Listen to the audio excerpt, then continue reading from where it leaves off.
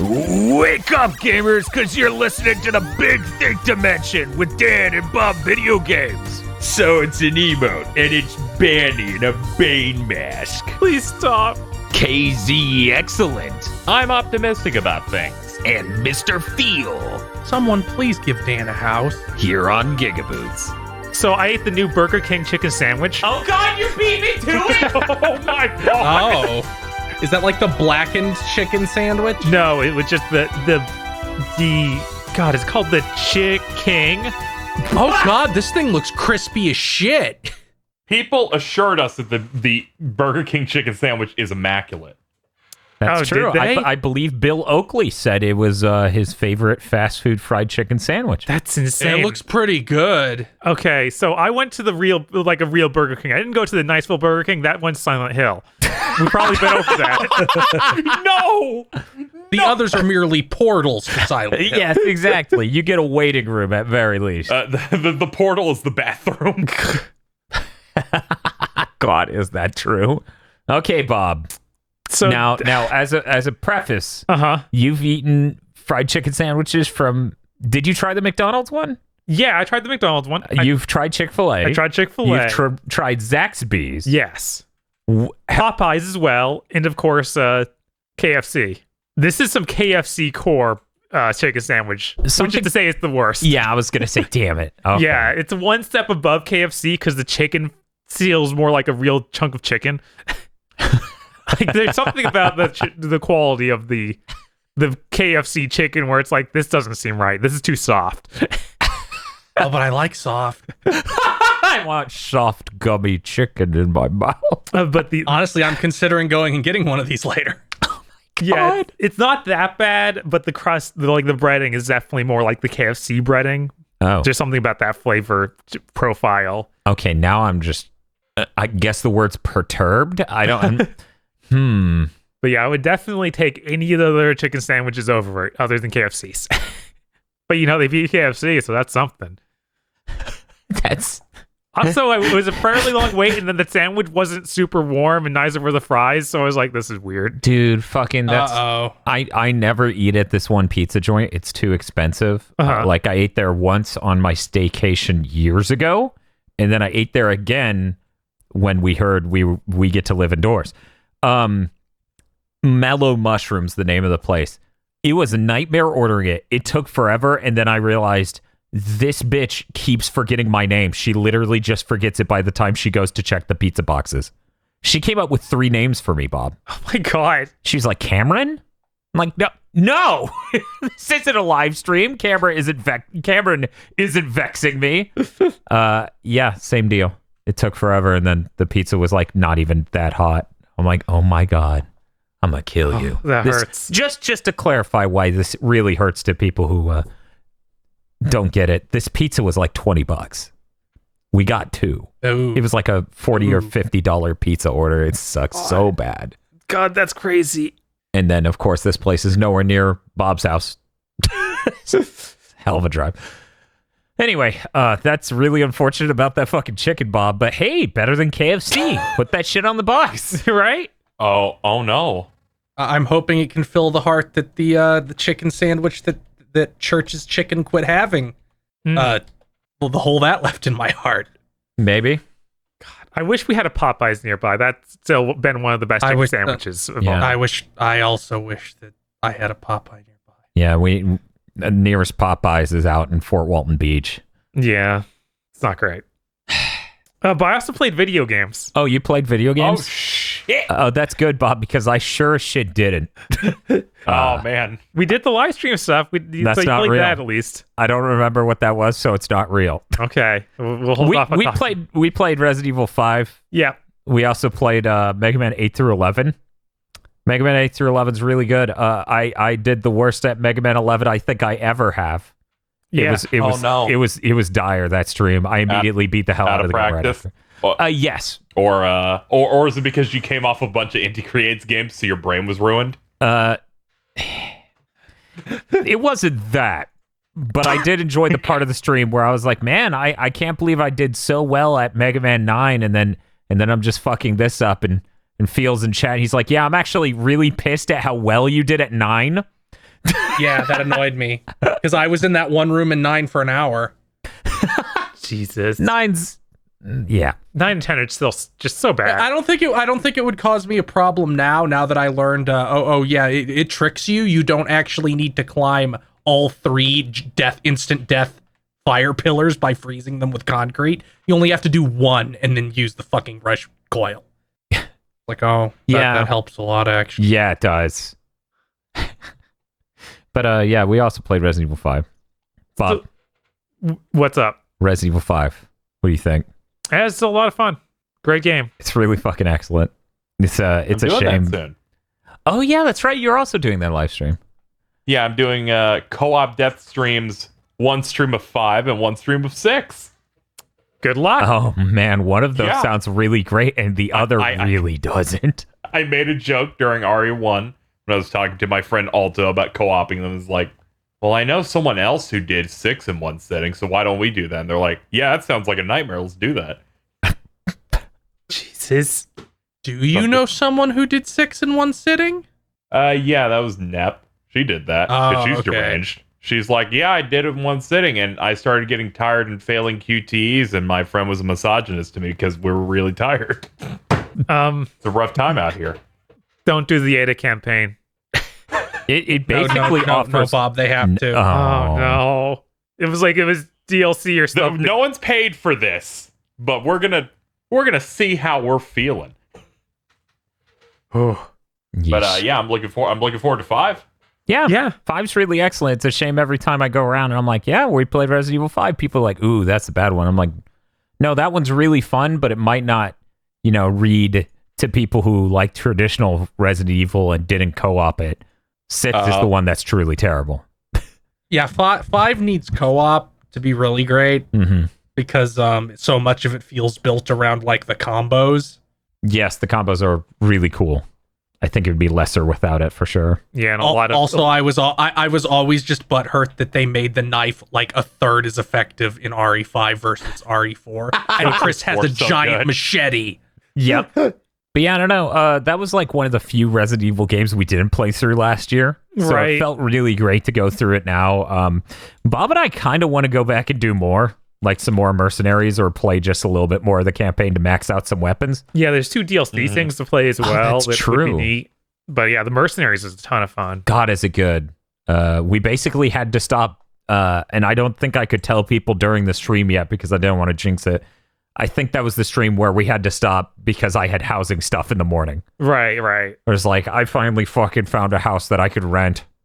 The weirdest part about the end of this saga is people going, congratulations on the house, Dan. And I'm like, do they think I bought the house? Because there were a couple people who did. Right. There were a couple people who thought I bought a house. And I'm like, no. We did No, not. no, not in finally- Florida. You confirmed it finally, right? Mhm. And it was exciting. People were flooding into my stream being like, this is great. And also informing me some people thought your bit about the park is real.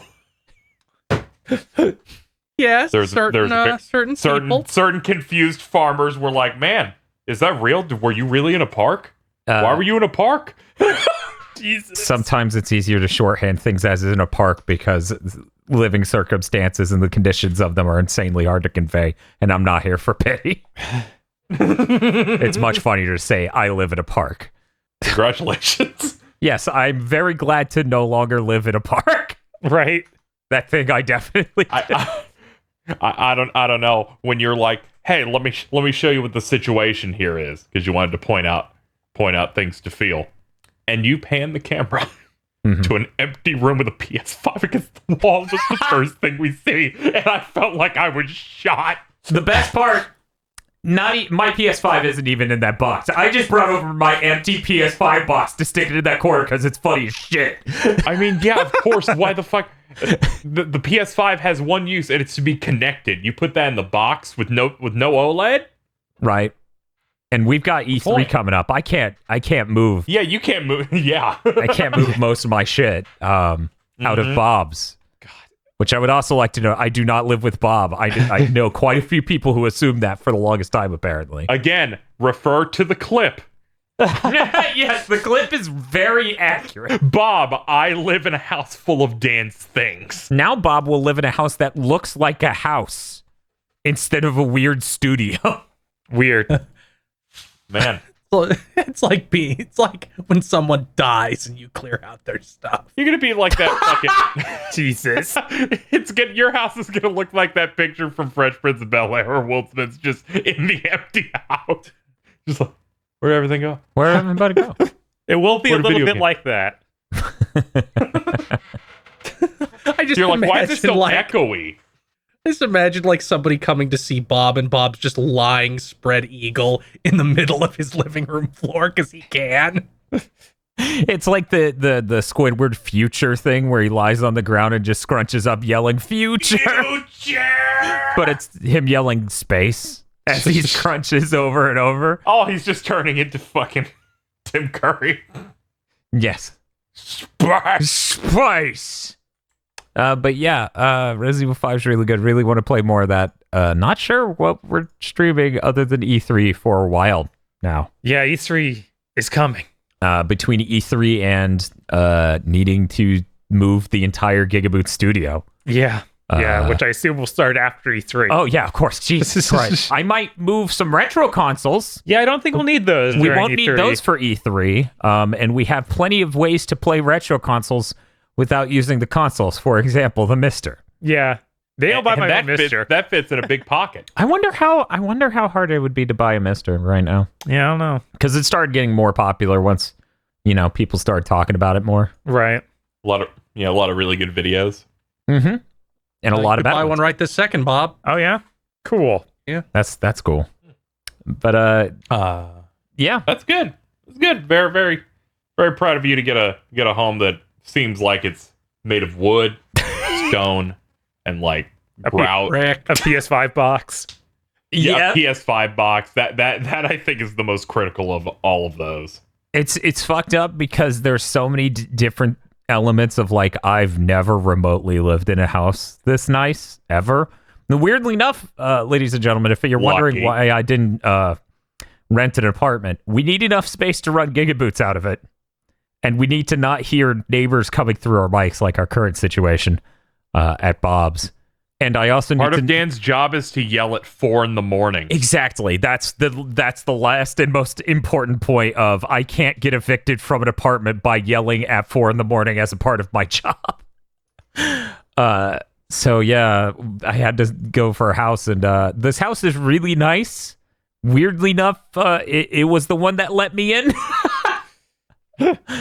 There's a house. I think the key here was talking to a human. Yeah, it was. This housing market is absolutely insane. And I actually had someone who was helping me. Like, I had a person who gave me a direct link to a listing service and updated it constantly with houses that fit my criteria, and it was still a nightmare. Guys, there was a place that asked how much my cat weighed as criteria for me to move in. And I'm like, are you insane?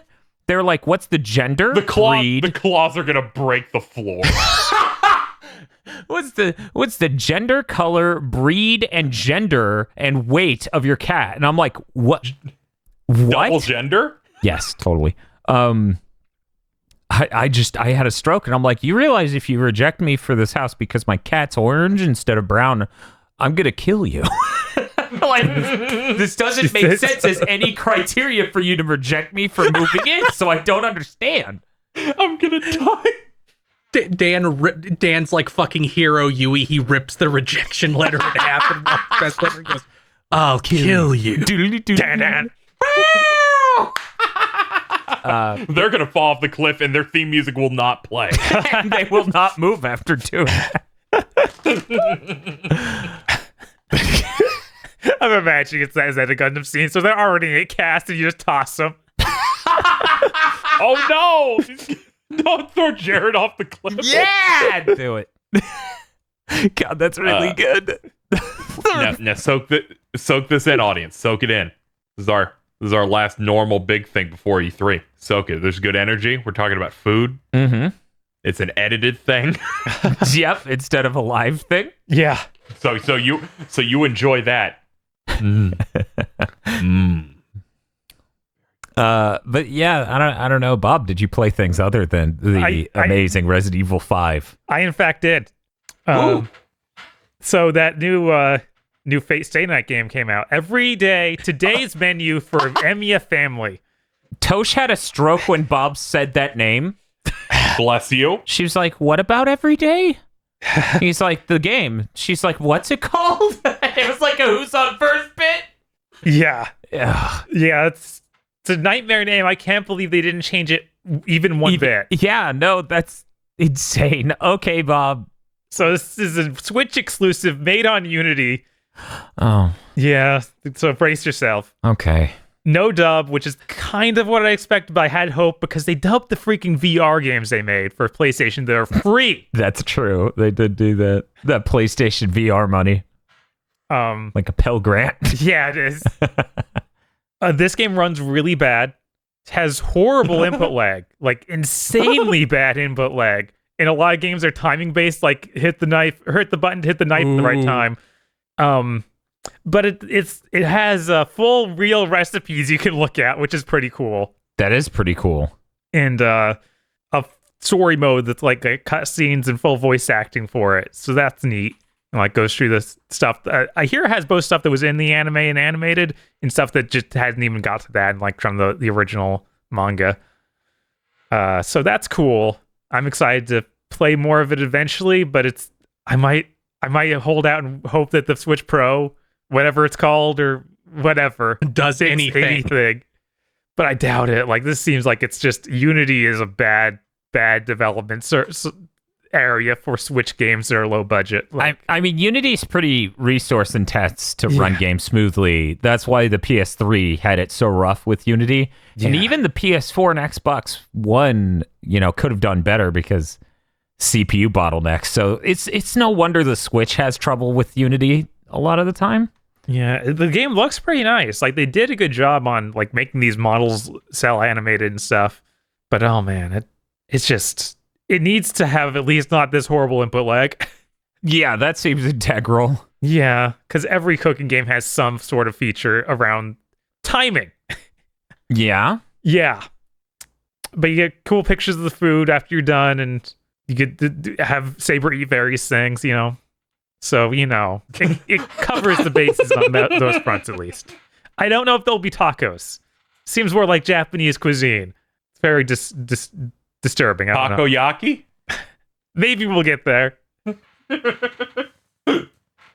I also played a bit of Genshin, the new event they have going on where you're translating Hilly Troll, which is the like monsters in the world. And they're like the moblins from Breath of the Wild. Yeah, they are a lot like that. But yeah, you talk to some of them. If they don't talk to you, you have to murder them. It's kind of rough. But you have a full, like, they've designed their language to have a proper translation. So you have like a guide you look at in words you have to find in it. I thought it was really well done for that sort of thing, because there was any sort of thought put into this language. Yeah, it reminded me of Legend of Mana when you have to sell the lanterns to the little bear things that have their own language. Huh. Yeah, I still have not played that. Me too. But yeah, that was pretty cool. Hey, that's coming out in less than 2 weeks. Jesus, too many things. That that Monster World Asha game came out last week. I still haven't been able to play it. What? Yeah. I'm canceling this month. It's over. Yeah, it's rough. Okay. Oh, so KZ, you want everything to come out in July when Neo 2E's coming out? Sure. It's the end of July, so it's fine. Yeah, just split any of it to any other period other than right on top of E3. Yeah, everything that releases E3 week is painful. Like, I'm buying 3 games next week, at least. Yeah, it's rough. It's really rough. Because there's Guilty Gear, Ninja Gaiden, and Final Fantasy VII getting that update. Yeah. And Ratchet.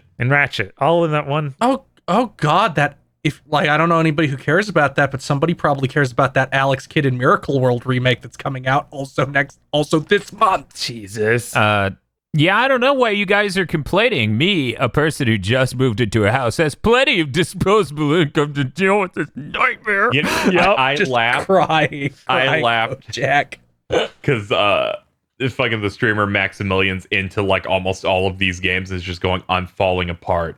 made a joke about that Phantasy Star Online 2 New Genesis thing, and guessed the joke date of 2 days before fucking Guilty Gear. Yeah. That comes out on the 9th. Luckily, that game's still not real. It's only on a marketplace on PC that hardly works, and That is true. I think it might be on Steam and on Xbox. And on Xbox, I think if it's on Steam, that's the largest marketplace for that type of game, for sure. If it's on Steam, then sure, that's great. Amazing. Yeah, it eventually hit Steam, I think 6 months after launch, and then people are like, thank you. Yeah. I don't want to use the Windows Store where a patch will change it all to Japanese text. Also, each patch in that is reinstalling the entire game. Yeah, yes. Oh, we fucked up. We're deleting all of it, but it's still on your hard drive. You can't fuck with it though, so that's just dead memory in there. See, this is a hilarious conversation because Microsoft made the announcement that sometime soon, I believe during E3, they're going to announce what's next for Windows 10 in their major No, that's revision. not until the 24th. Whatever, there's a Good thumbs up. fucking Majora's Mask timer over my head. Jesus. I played one other thing this week. Ooh. I got to play Virtua Fighter 5 Final Showdown, I think what they call the PS5 or PS4 version. Let's be clear. Ultimate Showdown, I think it is. Okay, Ultimate Showdown. Because Final I think Showdown. Final was before. Showdown is the 2013 one or whatever. Yeah. The netcode feels surprisingly okay, considering it's not rollback.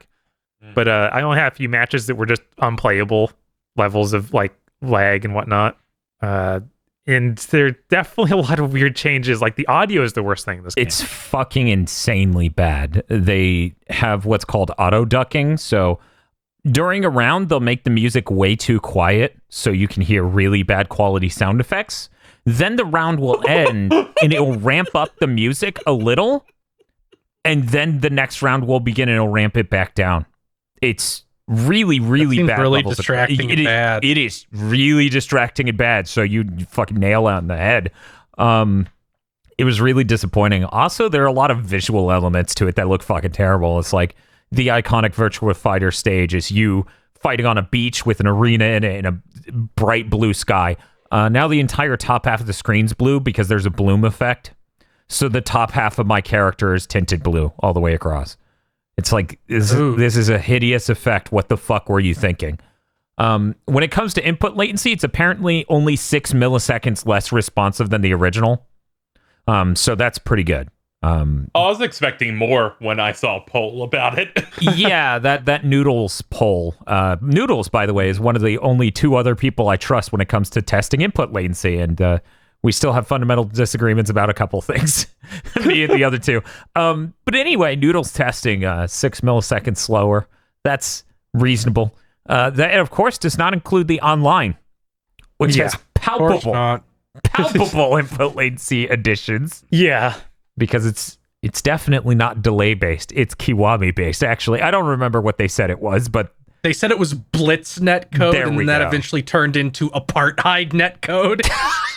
party. Yeah! Fucking okay, sure. Like Scrub Quotes' display name right now is racism based netcode. Because this uses like servers, and there's none in the southern hemisphere whatsoever. Oh. Oh. I was laughing because I went into my server, and in the main chat, people were talking about, yeah, some videos came out saying that they had good experience with the netcode, and someone was like, hush, it shows Big Think was wrong. Turns out a game can run good if it doesn't have rollback netcode. It's just a buzzword. I'm like, oh my god, this is real. These people are real. So a lot of fighting game people I followed were like, yeah, it was almost acceptable the first couple days. Then people with Wi-Fi started playing. Yes. Oh no. And now it's unplayable. I was too tired at the time to respond. I was going to say, you guys realize this shit's been out for a day and a half, right? Also, you can't invite people to lobbies. Yeah. We found out. We found out. No! They have to scroll through a list of lobbies, and if it's password protected, you have to be like, sort by password protected. That's definitely the better way to find it. I found Bob's by just hitting find room, and since he had just made it, it was at the top. But yeah, if you sort by like people with passwords, that certainly makes it fucking easier for you to find this. I'm pretty upset. I'm pretty upset with Sega. They also did that typical thing that every company does these days of saying, "Oh yeah, we do this to gauge the interest to make an actual The new test. game." It's like Most people called it the Capcom test because Capcom did that a lot. But the test, buy this, which in this case is buy the DLC, I guess. I guess I bought it. Or 'cause I wanted just to play it. download and boot it, because I'm sure they get. I'm sure if you download it and boot it, they get some kind of trickle of money from Sony. Like it has to be based on booting, Oh, and maybe like how long you play it matters. By the way, Bob, you know why it was probably okay for you? What's up?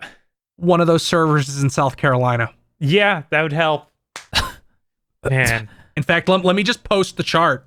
And they also, I noticed that there must be a ton of people playing. This is the fastest I've ever got matches in anything. Blue are things that will exist someday. Purple is what they have now. Oh, yeah. So notice the vast wasteland that makes up most of the span of the planet Earth between Belgium and Tokyo. Yeah, shout out to Belgium, fucking getting the big servers. Meanwhile, I'm just staring at Sao Paulo, and I'm like, wasn't that a location in a fighting game? Is there like I think so. a huge? Isn't that King of Fighters? Am I wrong? There might be a map from there. Okay, I'm like, that's But yeah, it's, Okay. just you. You're the chosen one. Confirm or deny someone in the audience do that as a pod lord. Become that nation next week. yeah, this is... It's a stage in Third Strike, or maybe not Third Strike. I think it's Oh. Second Impact. Okay, that would do it. That would do it. I was like, it's a fighting game I give a shit about. It is insane, though. There's nothing in the Southern Hemisphere. Like, Yeah. Virtua Fighter's got to be huge in, like, South America. Nope.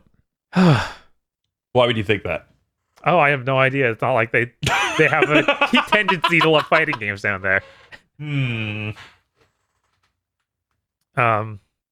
But yeah, Virtua Fighter is really neat. I love that it's back in some way, even if this hobbled mess. Hopefully, we get a real one because there's so much depth to these characters. It's kind of insane that it's a 3-button fighter. It's just they do so much more with those buttons than Dead or Alive or whatever else. Yeah. Yeah. No, that's fair. Now that they got people over at the Yakuza studio working on it, it'd be nice if they're just like, let me give you some of our IP reviving magic. Maybe make a new one. It's like what IPs have they revived? Or I'm sorry, making IPs actually work Oh, okay. and like gain some level of success is a better way of describing it. Or it's like Yakuza's doing pretty well. Yeah, because it's just been trucking for like a decade plus, and then eventually got popular. Yeah, it's like it's suddenly doing really well. They got that fucking Judgment stuff. It's already got that sequel. All it coming out. took to make Yakuza popular in the West was a share button. But yeah, that's it. That's all I played. Oh, okay. Hey, KZ, what you been playing? To follow up last week where I played all of Shin Megami Tensei 3 Nocturne, I played all of Shin Megami Tensei 4 on the 3DS. You actually beat it? I beat it today. I beat it like 5 hours ago. Oh my gosh. Jesus. Man, He made copious usage of that grinding DLC. Oh, hell yeah, I did. Fucking, this is a stream. this fucks me up. I didn't get to watch very much of it because I was so busy with this house bullshit. Yeah, so I wanted a bit more of a perspective of playing like the remaster of the old one and like the quality of life stuff that came from the newer one. And I haven't played this one in like 6 years, so I've forgotten large chunks of it. One of the benefits, I think, of the fact that they could not do models for any of the demons because it was on a 3DS, so they had to use the old drawings, is a lot of people went, is this the guest artist stuff? And I'm like, no, Kaneko drew this 35 years ago, and they just never made a model on the PS2, which means you've never seen it before. So there's just a lot of hokey ass old stuff in there that it's really neat. I had no idea that was just artwork from the older games. That seems crazy. All the new art, there's like one little fairy looking demon in the first dungeon, but aside from that, all the new stuff are like super big bosses or major character demons. Huh. The rest of it's just old Kaneko art from throughout like the years.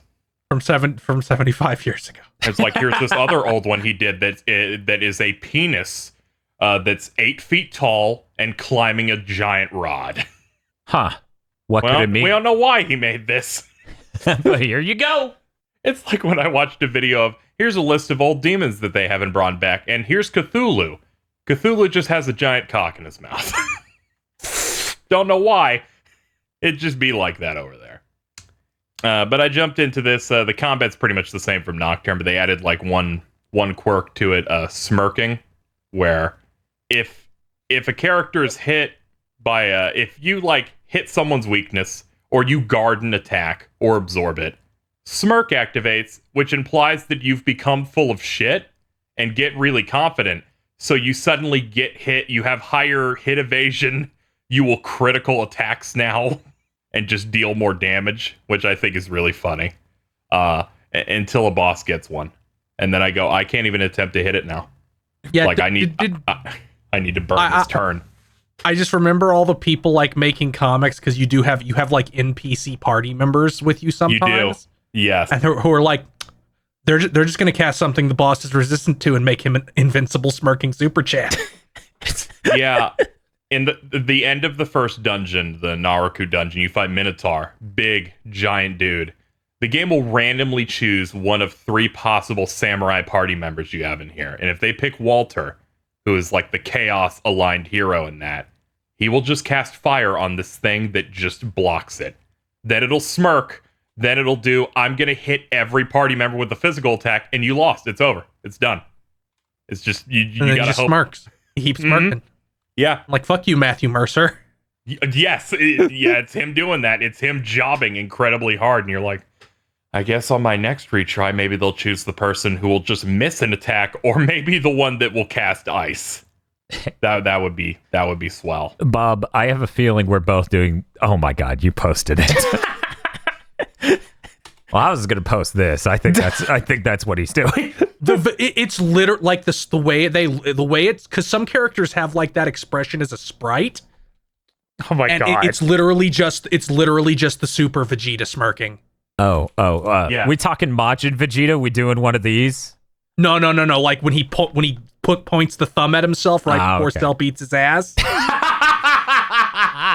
God, that's good. It's really Dan, there is like a tiny little graphic to indicate that a character is smirking, and it might be the funniest graphic in the world. Here's what they put over the portrait when a character is smirking. Mm-hmm. Where is it? It's fucking bullshit image formats that don't actually exist. Stupid GIF.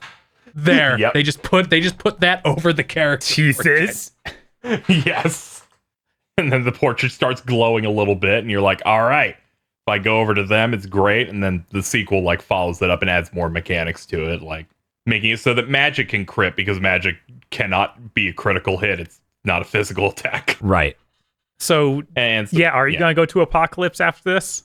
I don't have time now. I'm gonna try and do. I'm gonna shoot next month to do it, absolutely, because that might be my favorite one of these, because they do a lot of combat stuff of nerfing smirk in some ways, but fleshing it out to really make it do well. And then there's the other thing where it's like the light and death spells in these games only do that, and that game makes it so they're a proper element, so they do damage as well, or they like focus more on the damage dealing, and that's like the strongest from a gameplay perspective Atlas game they have, which has me really excited for what they'll do for 5.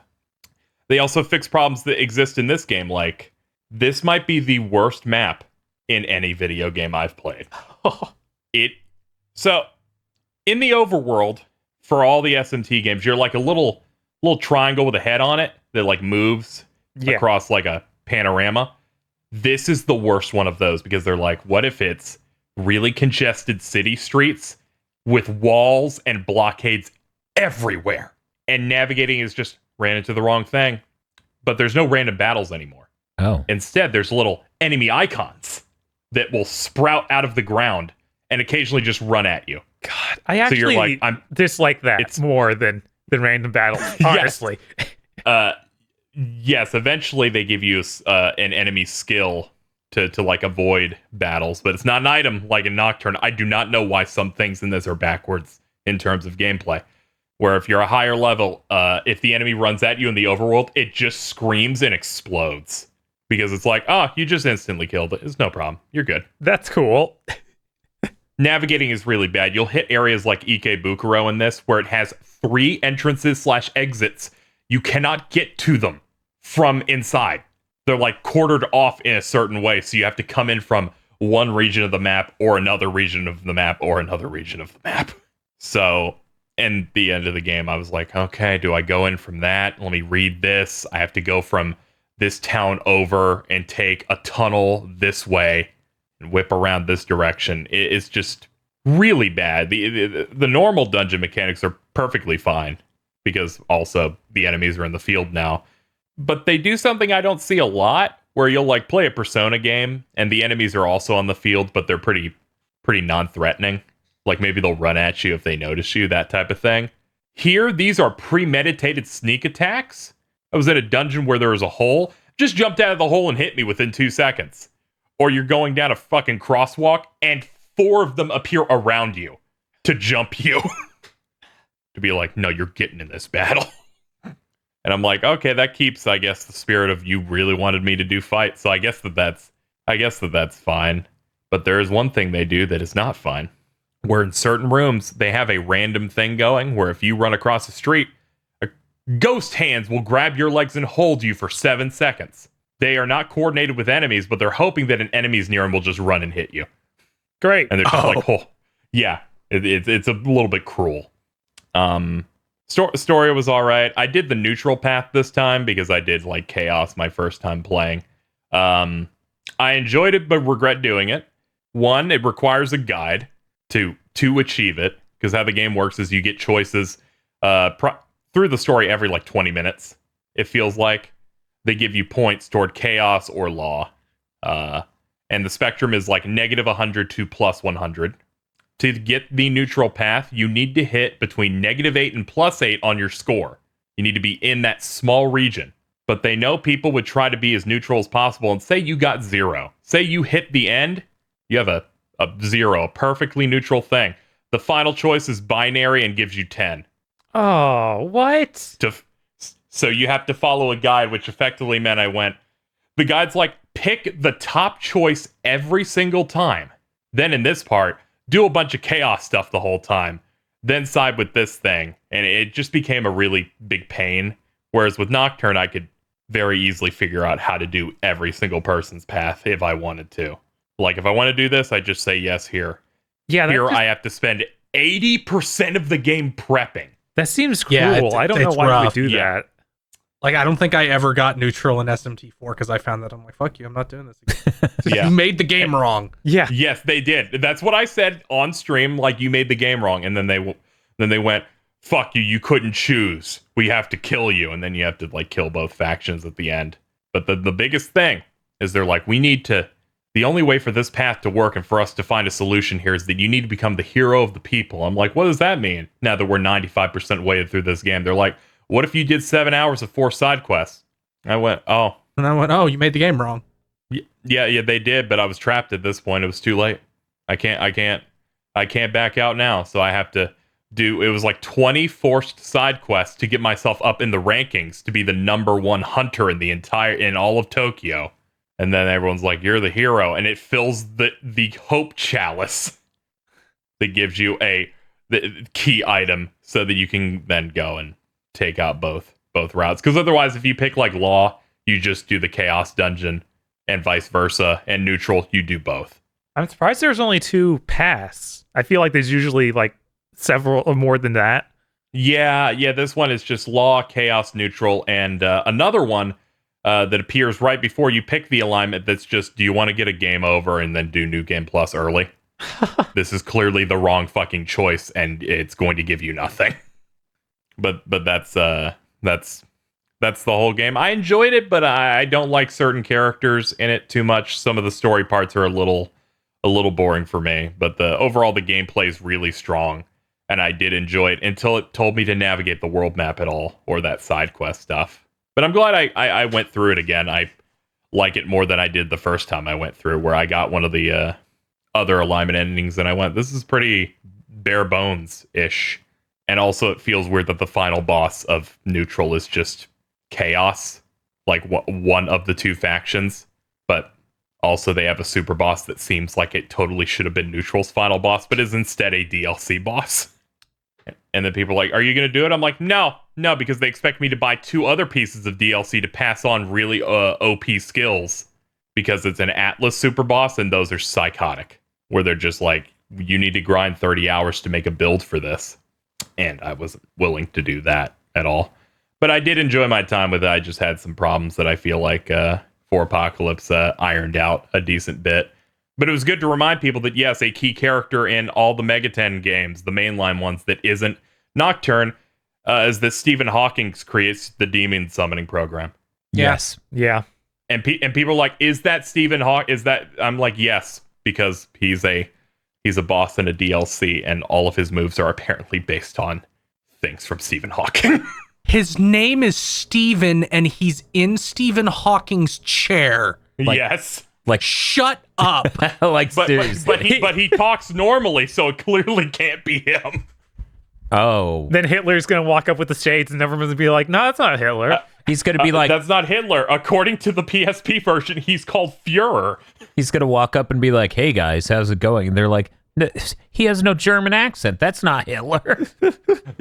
God, now I'm remembering. I'm pretty sure they actually did a German accent. What was that? What was that show where it was Detective Hitler was in it?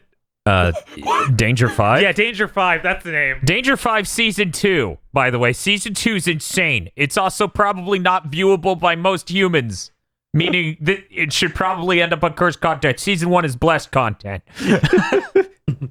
Season 2 is when they grew malice in their hearts and decided to punish their viewers. It's like, what if Hitler, to punish one of his underlings, just pissed on him? God. Oh, God. Yeah, no. It's Season 2 is a mix of brilliant fucking comedy and absolute misery for the audience. They went mad with power.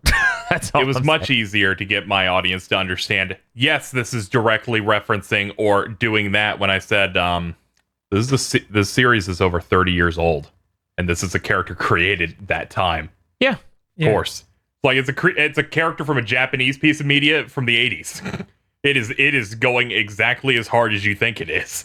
Yeah, Japan is brave and will just put real people in their things and be like, they don't know we exist, so they can't sue us for using their likeness. Yeah, they'll even do that for not real people, like Superman and Wonder Woman showing up in certain animes. So, God. that happens a lot in the tail end of Yakitake Japan, which was never animated. Oh my God. On a related note, I'm really glad that other people on Twitter are finding out about all of the Street Fighter characters showing up at Genkais and getting rejected. That was really good. For anyone who hasn't seen Yu Yu Hakusho, a bunch of people show up for a spirit trial in order to get taught a secret technique. And in the background shots, there's like every original Street Fighter 2 character except for Bison. I've got to rewatch that. That's the part with Rando in it, right?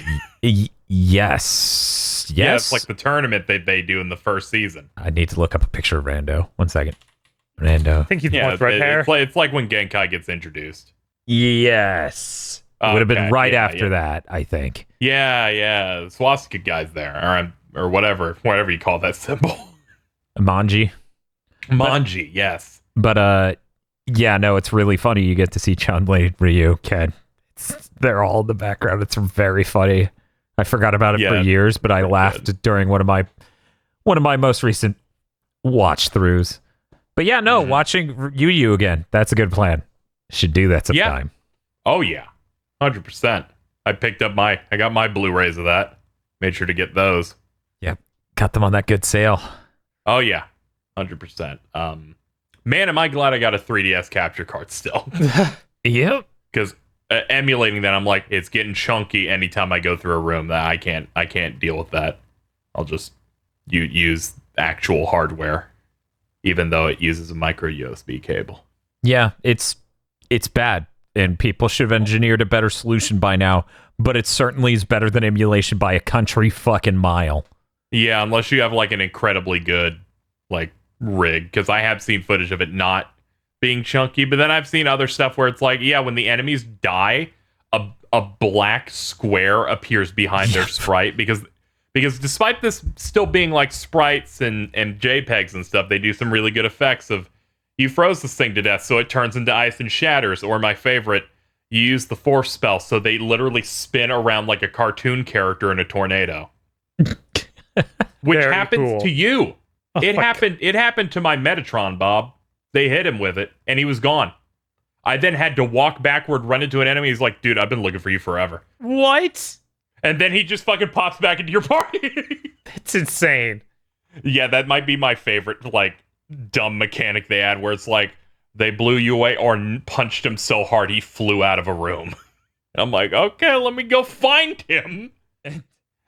But yeah, that was all I played. That took like 36 hours on stream. Like 4 or 5 of me just doing some stuff off stream to make it a little less painful. But yeah, that was my week. Okay, cool. I guess that's everyone, right? No, Yeah, going I'm over to sorry. Podlords. Oh, okay. No, I'm sorry. Hey, Mr. Field, what have you been playing? First I started playing East 9 since they got that fucking patch finally. Oh, okay. It's neat. I like parts of it so far. I think the game needs like 30% less empty space. Yeah. Oh my god. The open world is in quotes.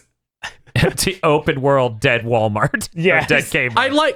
It's just like there's too much space between buildings Mm-hmm. that makes it a little bit irritating. Because Otherwise, is it for the like the traversal? Because I know you can like move around in that.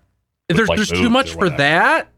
Like I like the city and I like the layout because I have the layout really good in my head, even though I haven't unlocked the whole city yet. So it's like I like that stuff and I like all the goofy shit they can have you collect, like collect these crackdown orbs for this one NPC and she'll give you items, or find cool viewpoints and this guy will give you stuff if you find enough, or find graffiti and some of the graffiti just gives your party members buffs for no reason.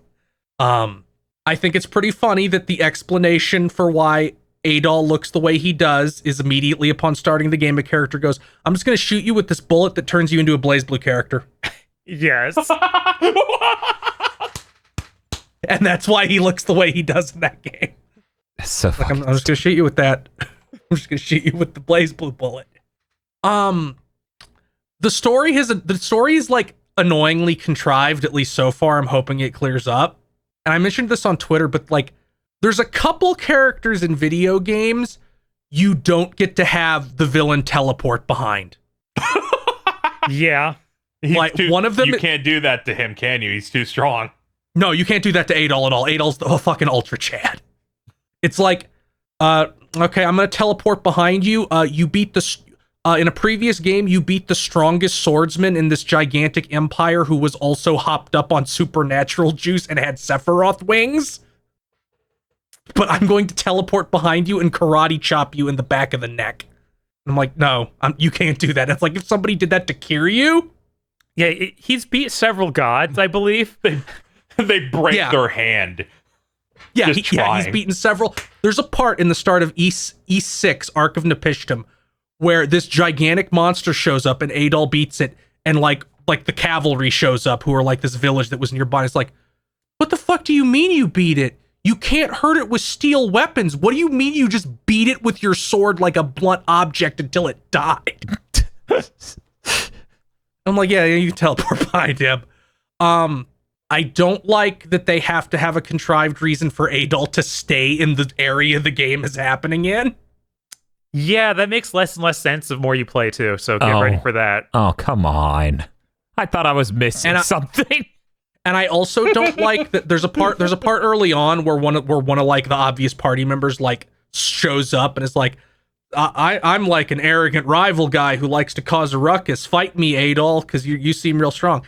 And instead of getting like a boss fight, he just gets owned by the contrivance rules, and I bet that never comes up again. Bob, does that ever come up again that they're not allowed to fight each other? No, I don't think so. Then fuck you. Let me fight him. Let me have a boss fight against this guy. Like come on. That happens in E6. You get to fight the guy. I like fighting. I like that like the traversal powers make dungeons more interesting. It's like Ys 8 had more visually interesting dungeons, but Ys 9 has more dungeons where you do different things. Because in Ys 8, it's like, here's this big crazy island with all these weird landscapes that you have to go through. And then you do get some traversal powers in Ys 8, but it's stuff like, there's this mud that you sink waist deep in and you can't fucking jump. And eventually you get boots that let you walk on top of it so you can like jump to higher places that are in the mud zone. What is it, like ice shoes? Yeah, it's like mud shoes. Oh, okay. And then you get like a double jump, and you get like a thing to destroy giant beehives, which only exist to block your way, which is the most ridiculous one. Also, boy, Bob, I thought like the raid type thing would make any sense in context the way it does in Ys 8. No, it's just like here's the thing from Ys 8. We're going to also do it in Ys 9. Yeah, because in Ys 8, it's monsters are attacking our shipwreck camp. Come help us fight them off. In this, it's just like, no, you have to do that to open a door. Yes. What? Time freezes. You need to go to anime dimension to open this door. Oh, man. Yeah. Go to like go to the no money dimension and fight a bunch of monsters. I'd call that the platinum realm now. It has a little bit more stuff in it than the astral plane and astral train. A little bit more. Oh no, some of those are like literally just, hey, this is a part of the city we've blocked off. Don't worry, Neil hasn't so it's reached even those less yet, money. Oh my god. Bob said you should play it on hard. I disagree. You should play it on above hard. Yeah, probably. Because I'm playing it on hard, and the strategy of Adol gets a move where he like swings his sword in a horizontal motion and does like a big weed whacker energy blade. I just do that over and over, and it kills every single enemy in the game almost instantly, even on hard. Jesus. But you get hit hard. Yeah, I'm sure. It's neat. I like that it's like actually doing things with the characters, unlike Ys 8, where they were just kind of there. Because you can't really have like character arcs about people on an island, where it's just like, yeah, we were all on the same ship, and it went down, because of course it did, because fucking Adol Kristen was on it. There's actually a part right at the start of the game that's really funny, where Adol's being like interviewed by an interrogator, and she's like, what the fuck do you mean you've been in 8 shipwrecks? Yes, the callbacks to older games are really good in this one. It's like, what the fuck are you talking about? But yeah, it's neat. I'm having fun with it so far. It just feels like you should. It's like weirdly un-Ys-like. Like it's very different. And I haven't decided yet whether or not I think that's okay, or whether I ultimately wish they had gone in like a more standard franchise direction. I guess it's going to depend on what godlike being comes up that Adol has to kill, because that's happened like 14 times in his life. It's like, Adol, you're the chosen one of 4 different religions, none of which have ever been in contact with each other. Yeah, when they started talking about religion in this one, I'm like, wait, is this in reference to older games, or is this a new religion for this one town? Oh no. By the way, like the only good part in E7 is when a character from E6 shows up and is like, I came here to try and solve like the problem going on, and then he found out that Adol's there and gets really fucking mad. He's like, fucking, of course you showed up and became the chosen one before I could even get here. Jesus. So that's pretty fun. I also played Mass Effect 3. I didn't finish Mass Effect 3, but I did play some of it. Mass Effect 3 sure has a lot better combat than Mass Effect 2 and worse everything else. Oh no. Yeah. The combat is hilarious because I'm playing a Vanguard, which is like a melee psychic type character, which means okay, I'm gonna hit the button that lets me turn into an energy ball and DBZ super dash into you. It will kill any small enemy instantly. If they're standing near friends, I will then do my power geyser, which will instantly kill everything around me. By the way, my DBZ super dash restores all my shields.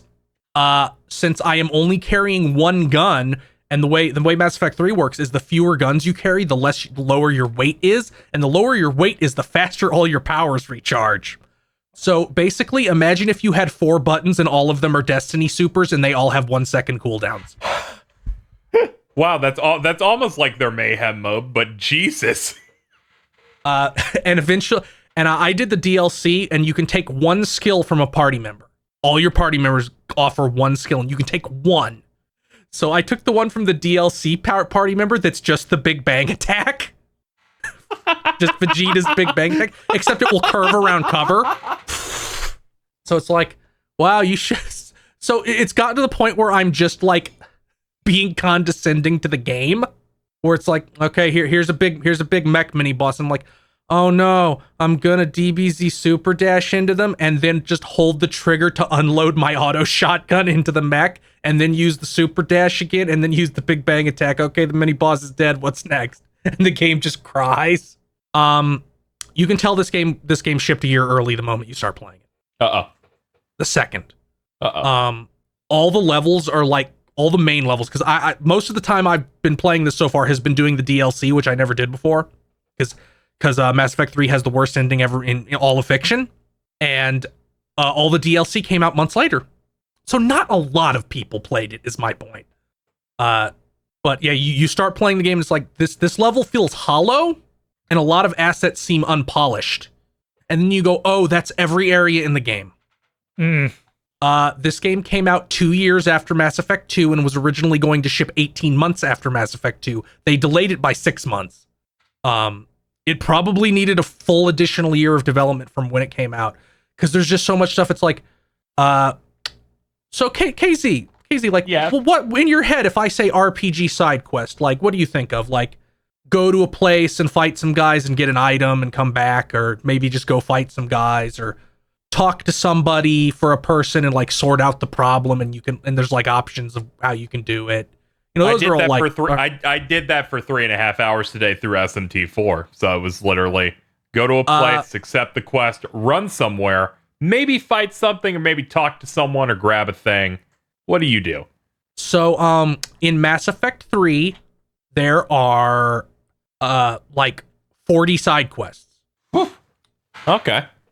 31 of them are you hear a character saying ambient dialogue in the game world, in the hub. Ambient dialogue. Yeah, ambient dialogue. Like you're walking by them and they're like on the phone talking. Oh, like Killzone Shadowfall. A thing that pops up that says journal updated. Then you go scan a planet on the galaxy map and come back. That's a patrol from Destiny.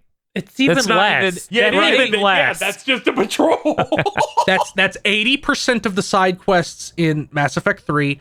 The other 20% are fight some guys on the maps we made for the multiplayer mode. The other half of the maps we made for multiplayer mode, we made into levels for the main campaign. Listen up, Guardian. There's some Vex that are double parked. Go kill 30 of them. Yeah, It's basically that, because it was horde mode maps, and it's like, just go fight guys in like 5 minutes. Oh my god! Dan, we're in hell. We're in hell. Could you say this is innovative? It inspired the iconic looter shooter Destiny. I thought that it was horde mode, but I wasn't sure. I forgot. Yeah, it's horde mode. That's bad. That's really bad. I never would have guessed it was a horde. That's a really great way to make your game feel even worse, is just stick this content in a horde mode map. And the worst part is, like, before you have to do much fewer of them now. The way that the game worked initially was insane, because the way it worked was, okay, you're at war with the Reapers. The Reapers have finally shown up. So to unlock the ability to finish the game and get endings, you need like X amount of war assets. And you get war assets from doing any side quests and also doing main quests. Before, you had to do them all. Oh yeah. To get the best result. Actually, Bob, it gets even worse. The DLC just gives you like a quarter of the amount you need, so you can skip most of the side quests, almost all of them, which helps a lot. But the insane thing was, this has been completely fucking removed for this re-release because they had to. They had no option but to remove it. Original Mass Effect 3 had this thing called Galactic Readiness. I remember this. I remember people complaining about this in my store. Does that mean they're ready for the final battle? I'm like, Yes. Galactic. Yes, KZ. What? Now, the way Galactic Readiness applied a multiplier to your war assets. Oh my at the god! start, I can you feel own the game. At the start, it defaults to 50%, meaning you had to do every single thing in the game to have not enough for the best ending. Because you know how you raised Galactic Readiness. You fucking want to know how you raised Galactic Readiness in the original version of Mass Tell Effect me. for the audience? You had to either play the multiplayer, Yeah. or play one of the mobile tie-ins and sync it up with your save. Yep. Luckily, they ripped all that shit out. And I don't have a whole lot more to say about Mass Effect 3's gameplay. It has neat gameplay. They should have backported it into Mass Effect 2. They didn't fucking do anything to any of these games, so I make sense why they didn't. It's very low effort. Mhm. But I'm just gonna say this now because we're not doing a live big thing to mention next week, and I'll be done by then. Mhm. Mass Effect 3, if it did not have the worst ending in fiction history, would have like changed the landscape of gaming. Where everything is now would be very different if not for that one ending. BioWare would still be a respected company. EA might not have gutted them so bad and just spent the last decade beating on them. Some people are going to say, and this is I've already seen it from small places, but somebody's going to tell you, audience, if you don't know anything about this, nobody, there was no ending that would have satisfied people. There was just too much hype. The ending was actually fine. Audience, before they patched in more ending 2 months after release, the ending of Mass Effect 3 is 30 seconds long. Yeah. Yeah. So, Yep. Okay. I need to explain. I needed to have any frame of reference this ending that was upsetting so many people. So I went and looked it up, and I was convinced somebody just uploaded part of it. Like, not even the end, not even the beginning, just the middle part. It just seemed like the middle part of an ending, one of a number of scenes. And then it's just like, this YouTube video ended. That's weird. That doesn't make any sense. When I found out that was it, I was like, you gotta be fucking kidding me. All these journalists are out here like, there's no way they could have not upset you. What? Mass Effect 3 is like so pandery in the right ways, where it's like you meet your old party member from 1, he wasn't in 2 because he was busy ruling like his race, being like basically the war chief for the cavemen with guns. And he comes and hangs out on your ship for a while, and he's like, man, the ship sure got a lot cooler now that it's explicitly a warship. I wish I had a window like that character, but I guess she's a better kisser than me. And he does like the, and he's like, does like the little punching thing with you, like your bro. I'm like, yeah, that's great. If this had even had like a completely neutral ending, it would have gone down in history as like one of the best great game trilogies ever. It's so insane to me that people defend Mass Effect 3's ending because it's so crazy because like 6 or 7 years, because we knew about Mass Effect before it came out. Like, it was being advertised as this big trilogy. Yeah. And it's like, no, like, Endgame was fine. Like, people love Avengers Endgame. How did that not have too much hype and everybody would obviously hate it? Maybe it's because it didn't have nothing, isn't it? Maybe because it didn't just stop. It had an ending. Yeah, having an ending helps people not all hate your half ending. that movie's an ending. Right? Yeah. It has several endings. 3-hour-long movie. Like Metal Gear Solid 4. A lot of people are upset at it. It had an ending, though. Well, yeah, it's better than fucking Mass Effect. Yeah. Yeah, like there are people who can defend that thing up and down. Like, at the end of the day, yes, the ending, like, the lead up to the ending and the things that happen in the climax of Mass Effect 3 are really stupid. They're fucking incredibly dumb. And your big choice at the end is unbelievably condescending and also stupid. If you hadn't just stopped, if you hadn't had a 30-second scene of a ship flying through space and then assets stolen from DeviantArt, it would have been fine. Yeah. Also, by the way, I forgot how bad EA fucked Mass Effect 3. It's not just that it shipped a year early. It's like, okay, we don't have dialogue choices that mean anything anymore because EA wanted us to put in a mode where that turns them off. What? Mass Effect 3 has like an action mode that it asks you if you want to play that way when you start the game, where it turns off all dialogue choices and makes them for you. So the game can't have dialogue choices that matter or do anything. That's insane. That's completely insane. And it's like, wow, you really fucked them with this, the fucking the Walking Dead crossover, It's like you EA really went, oh wow, this is actually kind of popular. We should destroy it. I don't remember the Walking Dead crossover. What? Yeah, I know. I'm trying to pretend it's not real because I don't know how to approach asking. It was just like an ad. It was just like an crossover poster that they used for advertising. Yeah. It was literally like a Reaper nuking a farmhouse and like Shepard running towards it. Yeah. Yeah, I think now Theo's I'm posted remembering that before. That's I've seen insane. It was like we're gonna show the first Mass Effect 3 trailer during The Walking Dead. It's gonna be really fucking cool. Come look. That's insane. Like, Mass Effect 3 was so fucking huge, and for most of it, it was fine or better.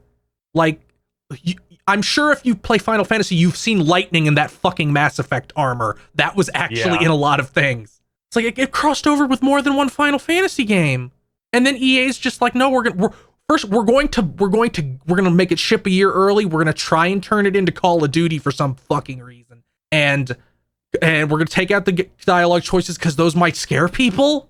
And we're gonna let the whatever insane head writer they let write the ending solo with no input from anybody, as the entire rest of the writing team was like, this is really bad. This is gonna go over really bad. Just ignoring all of them. I really hope Mass Effect 4 like revives this franchise, because there's enjoyable things in it, and it didn't deserve to get executed the way it did. You're gonna play Andromeda after this, right? Yeah, you're playing Andromeda. If people give me money, I'm not doing Andromeda. Andromeda's like the longest one. Oh no! What? Oh yeah, it's like an open world thing. Of course, it's like the one people like the least has to be the longest one because our world is evil. Yeah, Lords of Shadow too. Yeah. Well, it's like it has the same structure basically as Dragon Age Inquisition, which is like you had multiple open world chunks that had loading screens between them, because in Mass Effect they're planets, in Andromeda they're planets. So it's like, no, go here and do like the checklist, hop around with your jetpack and your vehicle. I like jetpacks. But yeah, that's all. I'm sorry, I was a downer. Let's talk about Podlords. Oh fuck the Podlord. Oh no, who are they?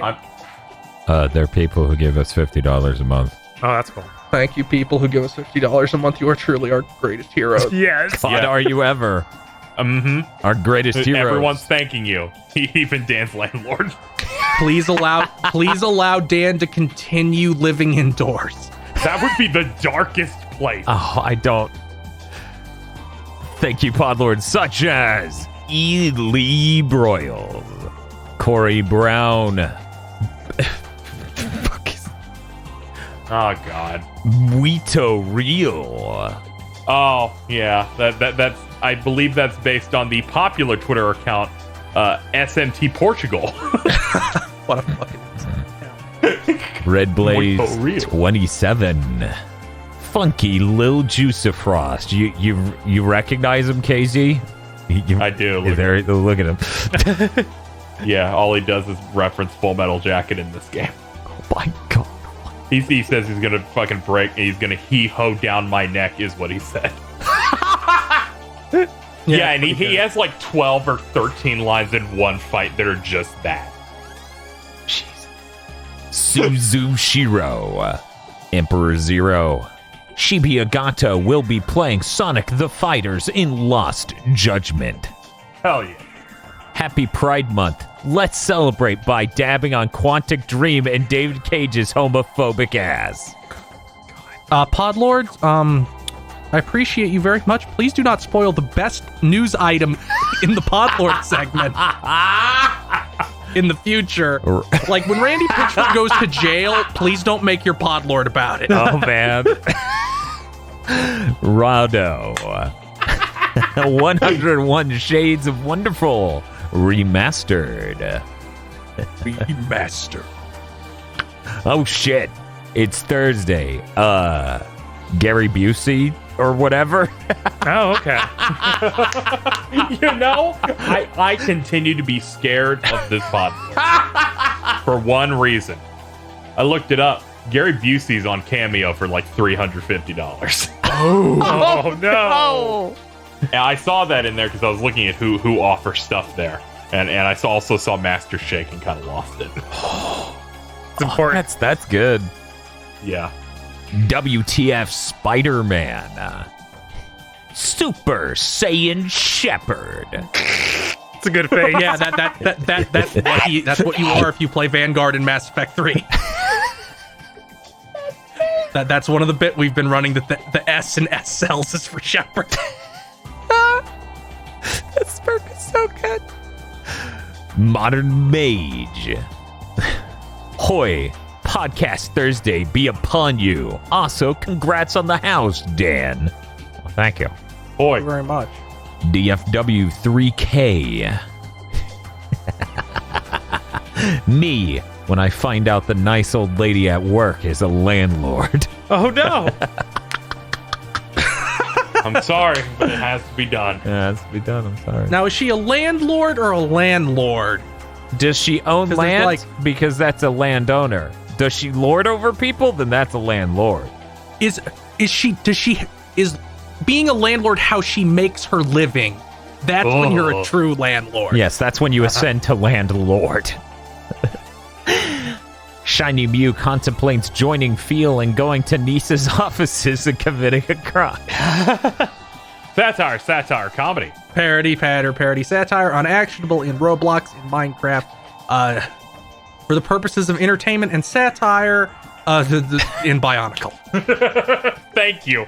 I was losing it editing last week where I'm like, God, I forgot he said that.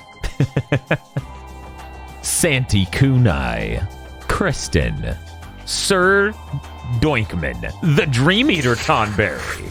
Oh, look at that. That is good. really great. That is really great. They should if they bring back Dream Eaters, they should add Sir Doinkman. Yes. Devil Summoner Raido Kuzunoha versus Digital Devil Saga, Switch Edition. One more week, guys. I need a new key for my gamer keyboard because the key keeps sticking, hence the profile picture for my... Adam wishes all a happy Pride Month. Keep bullying corporations until you die. Then join the skeleton war and bully them more. Hey, I think it's important that, corporations celebrate things like that Halo Memorial Day tweet. Like when Chipotle had their great ad campaign, Homo Esta, with a rainbow wrapped burrito, and then they gave out buttons asking whether you eat tacos or burritos at gay pride events. Yeah, you never saw that, KZ? No! Meanwhile, I'm just sitting here and I'm like, yes, it's really important when you get representation. Like one of the creators of Gravity Falls being like, Disney privately, cut the gay scene. We might lose precious pennies from Russia and China. Disney publicly, Hong Kong, we put rainbow bumper sticker on Lightning McQueen today. Consume our products, teens. We got it. I'm like, yeah, God bless this man and his giant balls to call them out on that shit. Like, wow, you're never going to get a show again, and you probably don't care. Yeah, you probably give no fucks because you're probably through with them over shit like that. Anyways, back to the pot. Kyle Bjork. Zilter. How many pods could a podlord lord if a podlord could lord pods? Okay. Oh, God. A lot. I forgot to change my name for like a month. The news cycle continues. Oh, God. Chase Ray. Blig de Blue. Schlig des Boo. Burrows. Commit mass Central Park so housing opens up in Florida. No, we're good. We're good now. We're good. Yeah, Please. we're all Please. cool. Oh, that's the one thing I don't like about SMT4 the most. You have an AI that lets you know that quests is proceeding well or that you've completed them, and it'll appear after critical story cutscenes happen immediately, killing the mood constantly. Oh. This person just killed themselves. Sounds like the quest is proceeding well. Oh my God. And then it updates your little quest thing, and I'm like, please stop. I'm so glad the sequel had a character that had this function, and not a robot that I ran a bit saying, Burrows, you're my Jarvis. Monster Hunter. Bleh. Monster Hunter Ryzen. Uncle KZ, the longest card name in Yu-Gi-Oh! Is the Blackluster Soldier, Envoy of the Evening Twilight. Oh, God. Oh, it's not interplanetary purpley thorny dragon. I love that card. Congratulations, Dan. Also, Curse Content Pulse seems to exhibit heavy proximity bias. What the fuck does that mean? Yeah, I don't know what that means. I curse you with Final Fantasy XI default Taru render. I'm so tired of seeing this fucking thing. I don't know what the problem is. That seems pretty normal. I like onions.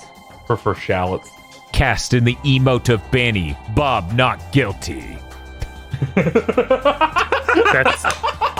That's kind of a mess. It's just insanely dark is the real problem. Yes. Cooper Tank. What is this website, and why is my name in the search bar? Burrows, think of a Podlord bit for me this week. Please give it to me. Look at this dude. Yeah, he's good dude. Yeah, he's good. Is that Twisted Metal? Yeah, that's Axel from Twisted Metal. I believe that's Twisted Metal Black. What a good video game. I got to see a clip where Jaffe was interviewing Cliffy B, and he's like, I invented hero shooters. What do I get for it? Fucking nothing. And Cliffy B just looks confused as he's like, is Twisted Metal? Yeah, I guess that's a hero shooter. And he goes, yeah! It's really great. It's a great clip. Indigo Sykes. What the fuck is this? Gonna read a book series this week. I'll get you bitches soon. How dare you stop listening to Big Think to read? Yeah, it's fucked up. I hope you're not reading it, because that's the longest book ever written. I think he topped it with one of his Tower books. I believe it's Dark Tower or whatever. I can't remember. Stephen King, his strength comes through seemingly having no editor. And Coke. Yes, obviously. My mother was very disappointed, by the way. Chespin didn't use self-destruct. BN12. And if you like to become a reverse finance podlord, Casey's credit card number is 8675. I'm writing it down. One moment. Okay, security code 3099. Clutchins has a fever, and the only prescription is more Halo. Yeah, I assume we're going to talk about Halo stuff in the news. I haven't actually looked at the news document. This week has been a mess. Oh God, was there do Halo not stuff? I don't think there's anything in here for that. Okay, Yeah, whatever. there's no I'll Halo talk stuff. about it when we get there. Don't worry about Okay. it. A raccoon that wants to know what you guys want from Taco Bell. A correct shit. order. Yeah, good luck, raccoon. Maybe like a steak soft taco. Now Can I substitute some things? That'll get doomed. they're going to seal the bag, raccoon. You're going to need to open it up and make sure they put everything in the bag. This is a really good podlord, Bob. Dan, there's a version of the PS1 Dragon Quest that won't give you glaucoma, and it's stuck on the 3DS! Just like the a million fucking air quotes definitive version of 8. Yeah. Can I say that I really respected that subtitle censoring the you and motherfucker? Yes, that's really funny. Valkyrie Sky says, stop turning JRPGs into wannabe action games, please. Yeah. One moment, Patreon has to load the second page. Okay. It really is this rough every week. If it was on PS5, you would have already been on that page. No. Some things even the PS5 can't help with. Okay, we're good. Thank you very much to our podlord. Thank you, Podlords. Oh, thanks. Thanks, page 2.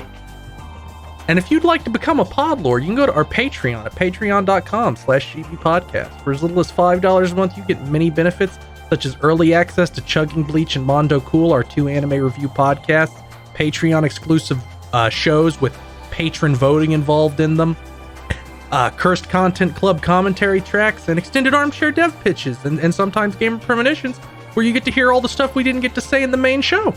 That's patreon.com/gbpodcast. Oh wait, I was supposed to in the middle of that start going da da da da da da da da. Right, that's this show. Yeah, that's this show. No. damn it. Yeah, No, if you want me to like fucking flame out and hit the canyon wall. If you like when he flames out, make sure to share this podcast around and give us ratings on podcast services around the globe. Yes. That's what really makes that's what really makes Feel make the R2 sound as he crashes into a wall. Yes. So, you want to know how bad the housing market in America is? How bad's the housing market in America? There's a new service called Live Modal, which is like when your children fail and have to come back and live with you, put them in a storage unit in the backyard. No fucking way. God. No fucking way. Make their move back home easy.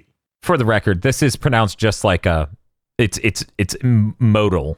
Live Modal. Yeah, that's We live really, in hell. Yeah, this is bad. Look at this dystopia we're in. Wow. Oh my god. Yeah. I thought we were going into gaming news. This is way worse than gaming news. Yeah. Well, let's cleanse the palate with the best news story of the week. Mm-hmm. So, David Cage and Quantic Dream, brilliant writer and developers of such hits as Detroit Become Human, Heavy Rain, and Beyond Two Souls. David Cage and Quantic Dream have been suing some newspapers in France for telling the truth, apparently, saying that they're a hostile work environment and yada yada yada. They're like a frat house. The dispositions have ended, so they've got some things from the trial have been reported on. Oh, that's cool. This is all cool so far. Hope nothing changes that. So specifically, the article said Quantic Dream is a racist, homophobic, transphobic workplace. They set up they have a toxic corporate culture. Yeah. David Cage on the stand fled in tears, screaming, "You are harming my business. This case infringes on my honor." When the defense lawyers of who he is suing brought up things he has said, such things as, "In any case, all the women in my game are whores. Excuse me? This open space, they lack tits. What? And at Quantum Dream, we do not make games for F homophobic slur." No. They couldn't have like British cigarettes? No, yes, KZ, yes. because this was in French. The British. No, he didn't say no. Oh, did he put a lay before the word then? Yes. Oui. And when Guillaume de last name I'm not attempting to pronounce, the CEO of Quantic Dream was put on the stand, he said, quote, "I'm not under oath, so can I lie?" What?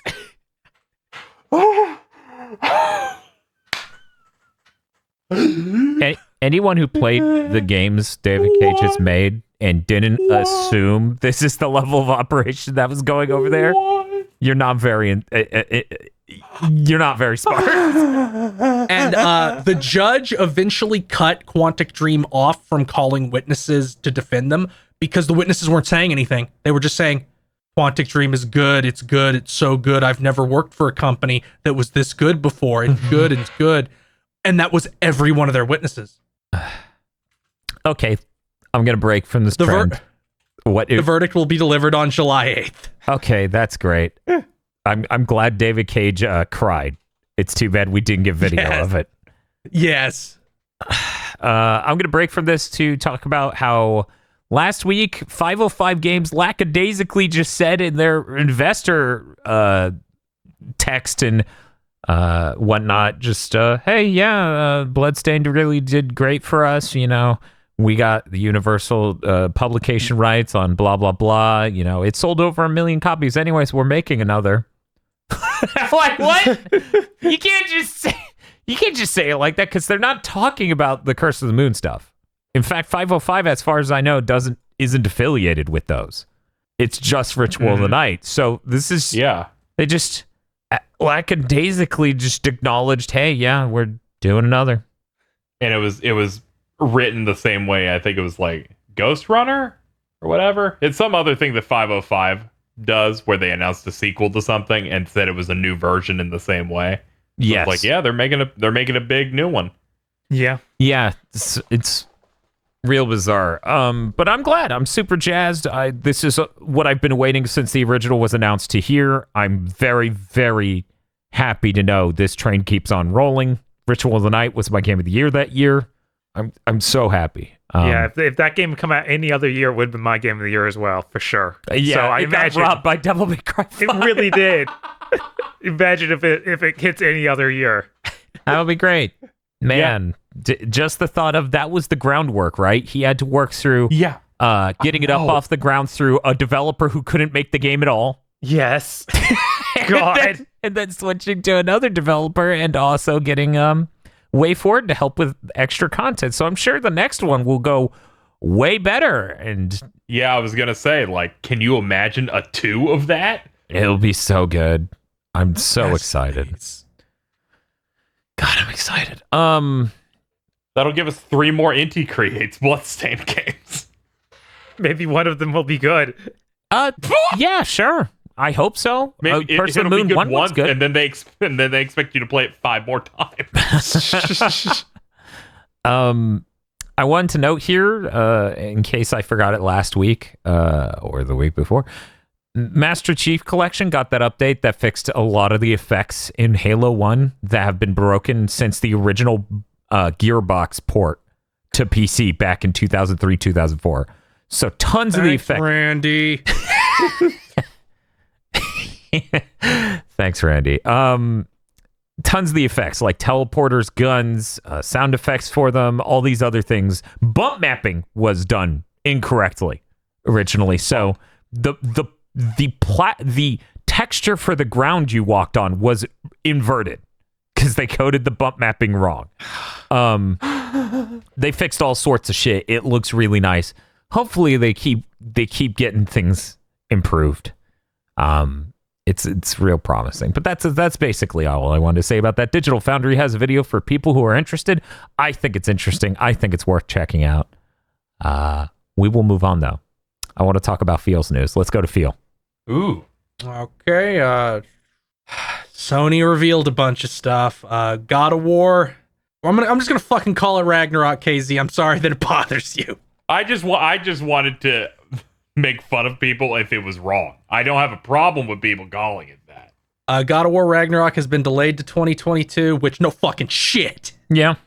I think this is our most likely to be delayed game from last year's game of the year. Yes, because we're like, yes. because I think when it appeared like 2020, we were like, no, it's not. Yeah. And then 4 months Exact ago, logo and nothing. And then 4 months ago, they fucking asked the head of Worldwide Studios like about the games they were delivering, and he forgot 2 games, Gran Turismo and this. And the publication goes, "Oh, Gran Turismo's pushed," and then he's like, And then a guy came over, and then they announced that, yeah, Gran Turismo's pushed, and it's like, And then the guy didn't ask about God of War, and I had a assumed seizure. that would also be the case. And somehow nobody else has the listening aptitude to notice that and point it out and go, okay, that's clearly delayed. I'm putting it on those other people who don't have the aptitude. The reporter just clearly knew. They're like, fuck it, it's God of War. Of course it's not going to fucking come out this year. I mean, that was a reporter in, like, somewhere in Europe. They obviously cared a lot more about Gran Turismo, so they didn't even think about God of War. Oh yeah. It's like if you put a bottle of cheerwine next to a vase with a beautiful flower in it, I'm going to knock that vase off the table to get at that cheerwine. That's Europe for Take Gran it all Turismo. down in one gulp. And the other big part of this, which I'm not real happy about, Gran Turismo and God of War Ragnarok will be cross-gen. They will also be on PS4. I'm really bothered by this, especially by God of War, but I'm most bothered by this because now Ryan McCaffrey is sort of right. Fuck you. Yeah, the only game now that's been announced that's only on next gen is Ratchet. Is Ratchet, yeah. Hey, Sony. I get that you're a big company. Things get mixed up. You can't say we believe in generations. Our biggest original IP will be that comes out 2 years into the console generation will be cross-gen. Yeah. Those are mutually fucking exclusive things. It's like the CEO just repeated what Mark Cerny said when Mark Cerny was talking about designing the hardware. Right. Yes. And it's like generations. That sounds cool. Okay, make those PS4 games. This is really upsetting for God of War because there's so much more. Yes, it is, because they could do. God of War 2018 was so fucking defined by the PS4's limitations in almost every way. Yes, it literally pushed the bar as far as it could fucking go in every way. And it's definitely limited by that. So to hear the next one's just going to be across both, I'm sitting here, I got that news, and I just stared into the middle distance and was like, that shit better look like Tony Hawk on the PS1. Yeah, I want it to have loading always. I better see only 10 fucking feet as Kratos. Right. I better. They better make. There's going to be a lot of fog during Ragnarok. Yeah, it's real. They better mean that they're making the PS5 version and then downporting it to PS4 and making the worst port ever. Right. That's fine. It better make Mordor PS3 look great. Yes. Yeah, and that's the thing. Like, when you hear about all the hell they went through to make God of War 2018, and you're like, finally, they get to do a PS5 game where the hard drive won't dictate how long you climb things and how close the camera is to a wall. You know, all these things about how slow the boat has to go so that way they can load things. About the insanely long transitions and loading astral tunnels they have to make so they can load the assets in time. Everything just better have a huge load screen on PS4. Yeah. Yes, just you better just be like, no, we're doing load screens. Fuck you. Yeah, just fucking give up. Like, and I'm just gonna fucking vague post about people right now. Sure. No, this does not make sense because there's shortages. These decisions were made before the fucking PS5 was out. How could Sony know what the supply and demand situation would be? Like, obviously they have projections, but they couldn't know, like, no, this much. I'm putting my foot down even harder. Motherfucker, shortages? It's the best-selling console of all time. What shortage? But that's this another is how thing. It works. Can I buy Insane demand. No, it's a shortage. Insane demand does not mean there's a supply shortage. It means there's insane demand. They're not the fucking same thing, even if they have the same result. Much like 2 + 2 is not the same as 2 × 2, even though they equal the same fucking thing. Right, exactly. For example, let's say you go to your fridge, you're out of deli meat. You don't then write an article about how there's a deli meat shortage in your area. And but again, I want Bologna. God of War Ragnarok, most likely, I can easily see that game shipping in the second half of next year.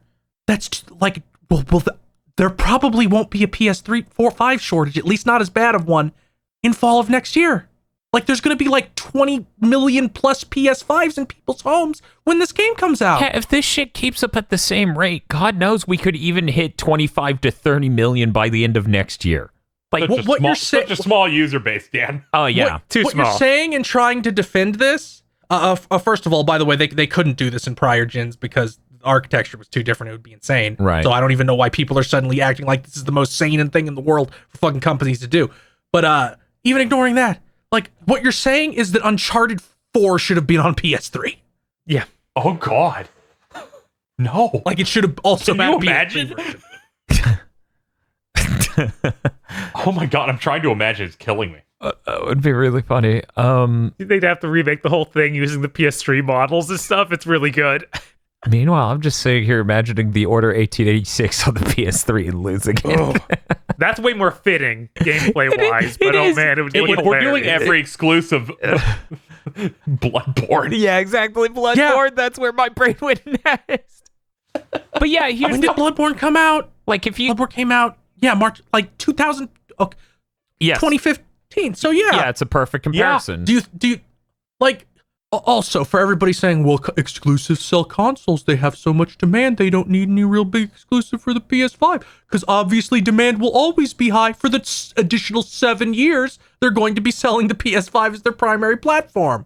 Yeah, that makes a whole lot of If sense. not Also, longer. varied exclusives need to exist on that platform. Not everyone cares about platformers, or maybe cares about the car game, that you need to, like, have a large variety coming out at a regular intervals. I mean, I've already talked to coworkers and stuff before I even left GameStop about, Horizon is coming to PS4, so I don't need a PS5. I'm sure that they'll think that once they play that game on PS. So here's the thing, okay? Here's how I rank it, okay? Horizon will run at 60 frames per second on PS5, slice spoilers. Okay, Yeah. cool. It being a PS4 game had a benefit, because if it was pushing the PS5 so hard it couldn't run at 60, that would legitimately make that game worse. Yeah, probably. Putting that aside, okay, so it being on PS4, I'm okay with. But for Sony's sake, you're not going to push people too hard to get a PS5.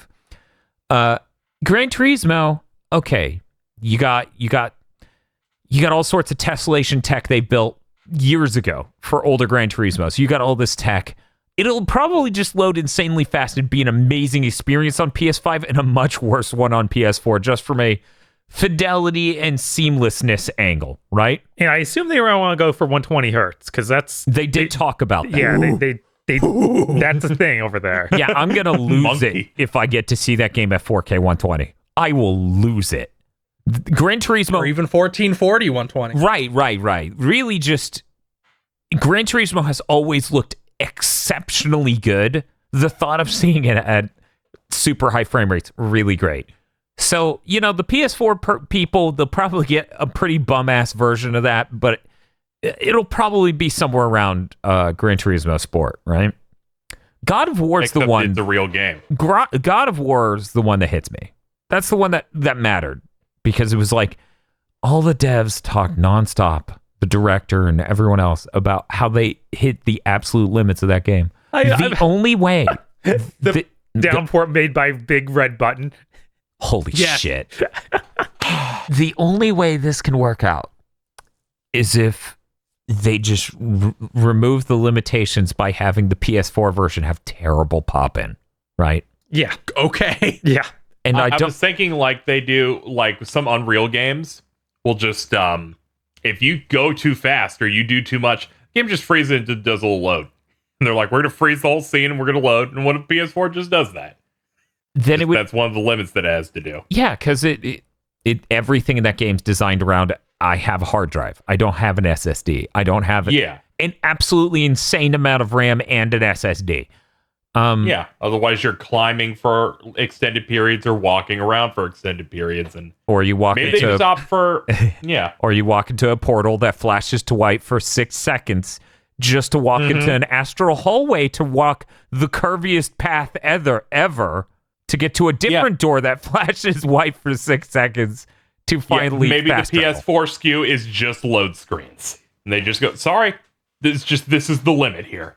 So none of us want, for anyone who's bad at reading tone and doesn't understand textual shit, like technical shit, none of us want people on PS4 to have a bad experience. We want the game to be what it wanted to be originally without the limitations of the PS4. This isn't fucking classist, you goddamn rube.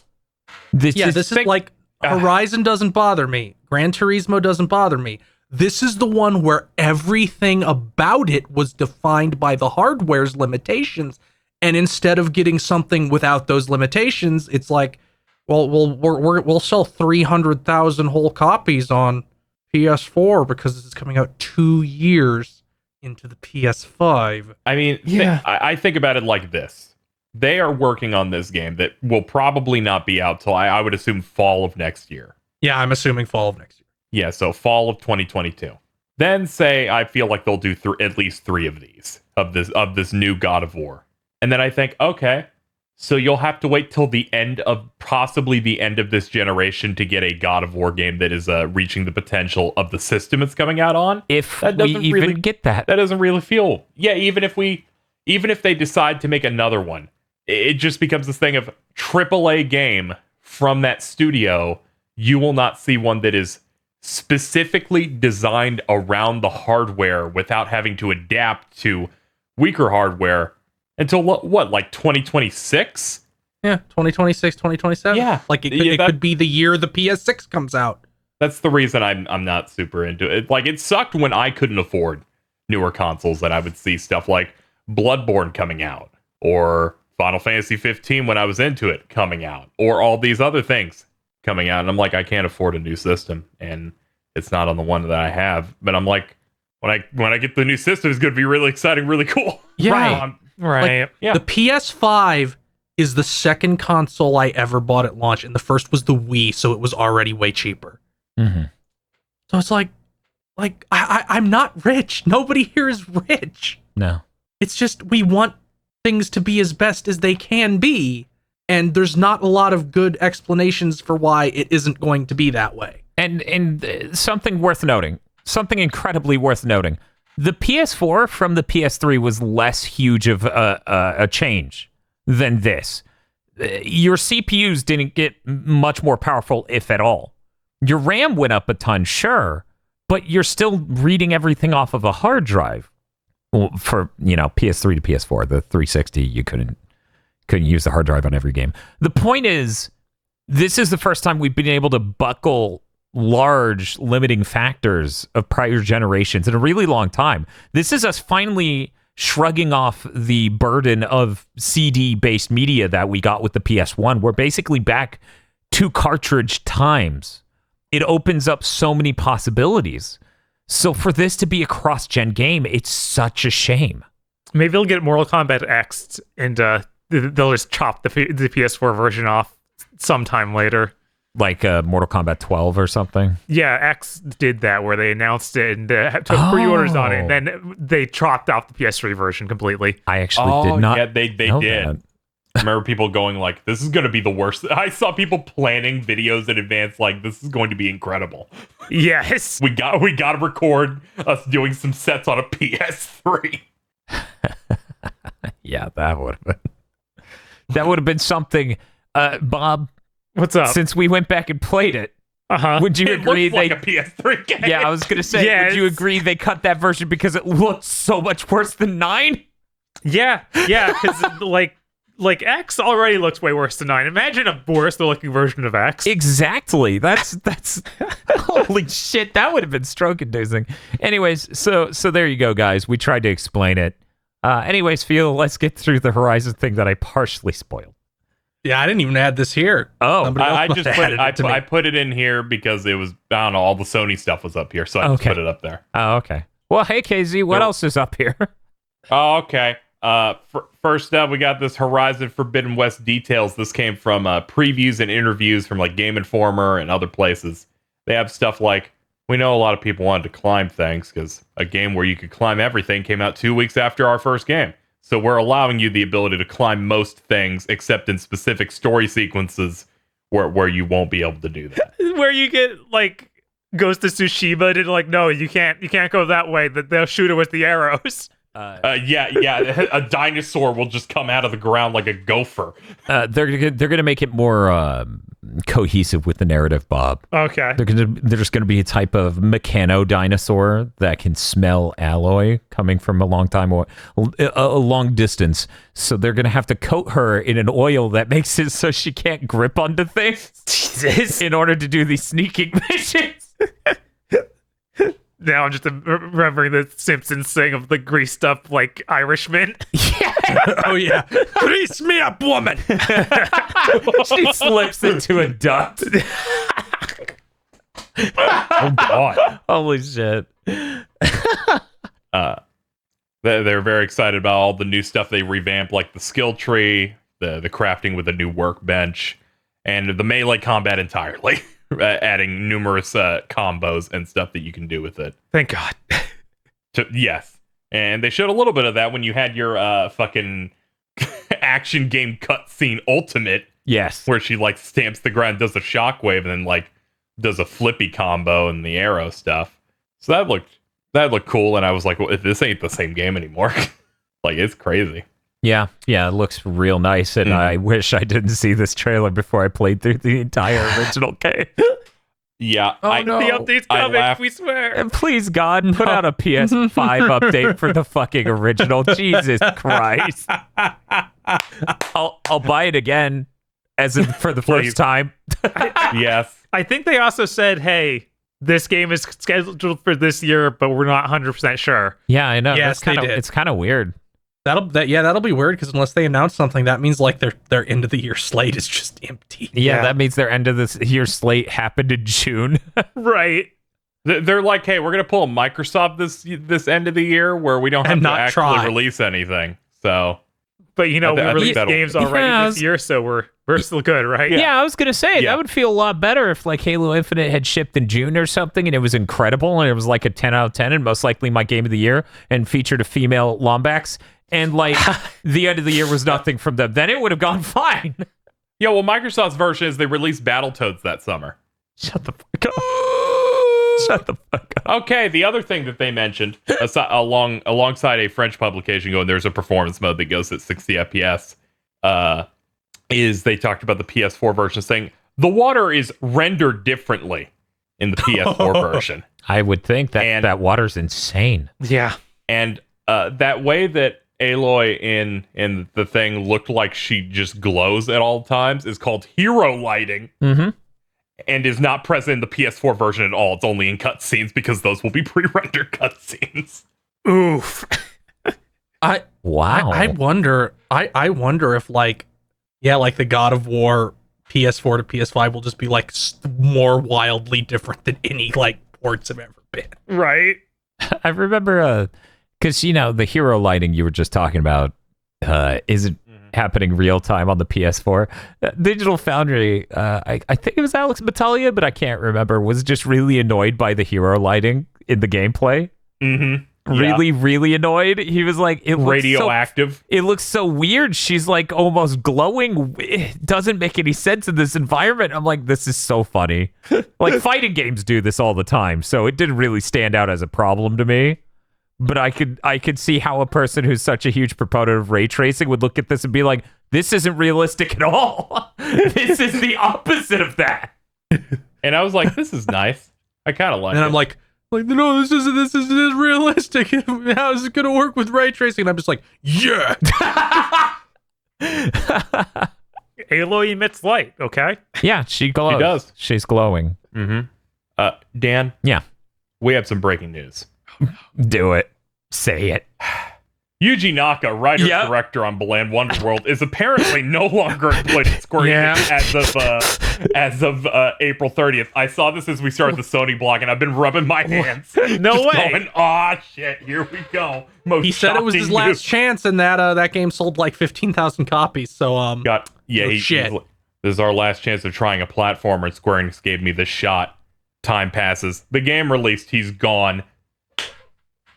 Yep. Yeah. it must have been so dire that they just know.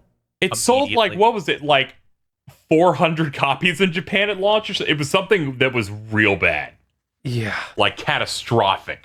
Yeah, I don't think It it charted sold any. 2,100 copies. Oh. 2,100. It was even on the Switch, unfortunately. That's so bad. In the UK charts, it was outsold by like mediocre games that have been out for over 2 years. I think it was Balan Wonderworld where someone's like, those numbers aren't fair. Monster Hunter was coming out. It stole all the audience. It was on every platform no. and also sold literally nothing.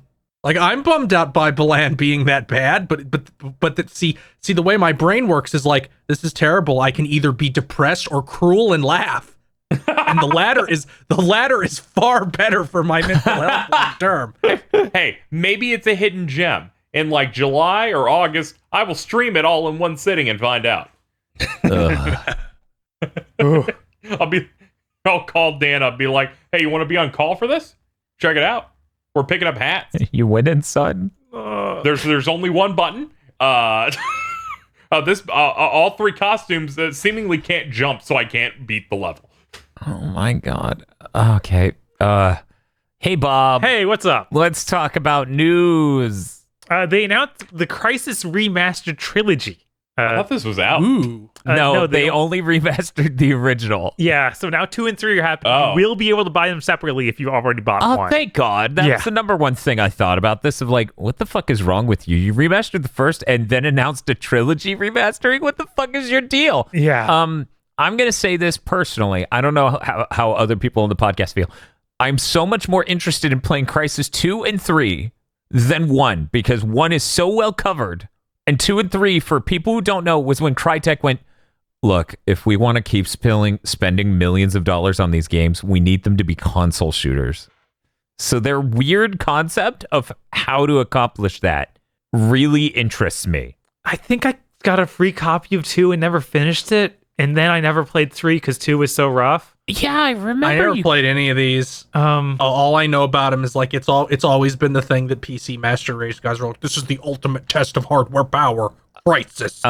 So it's coming to PS4, Xbox One, Switch, and PC. No PS5 or Series X announced. The fact they keep doing this makes me furious. Yeah. It's Why? like, guys, its whole bit is being a graphics whore thing. Yes.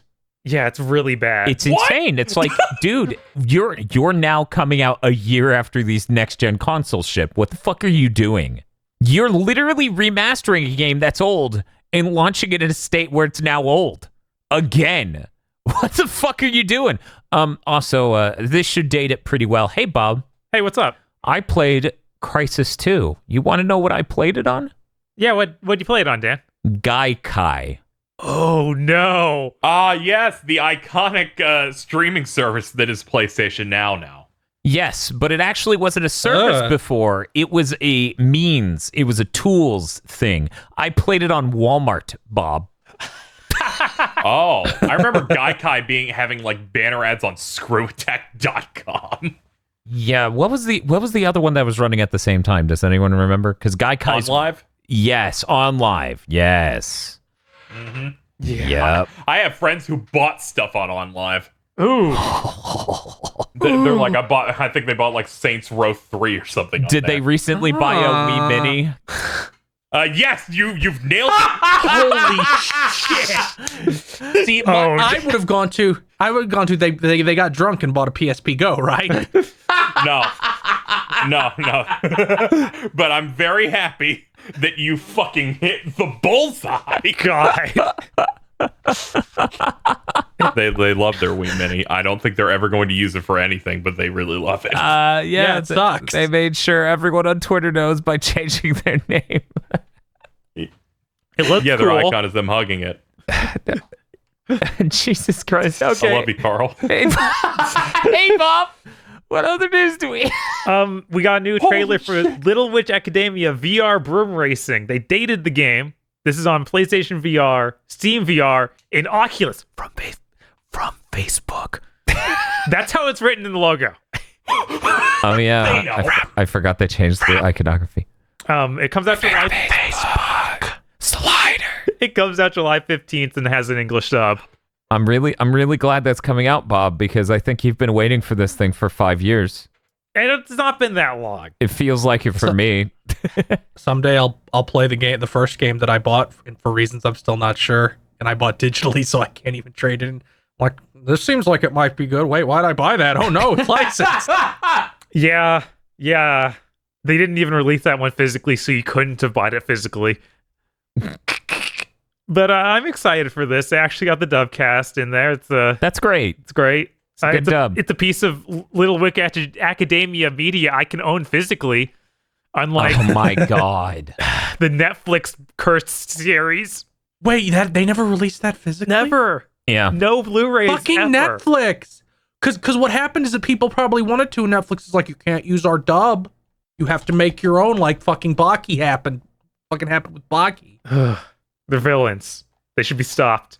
It is like they're like, hey, dipshits, did you know if you made your own fucking DVD division, you could make money off this shit yourselves instead of having to hobble it in hopes like, well, I hope people give us money forever, right?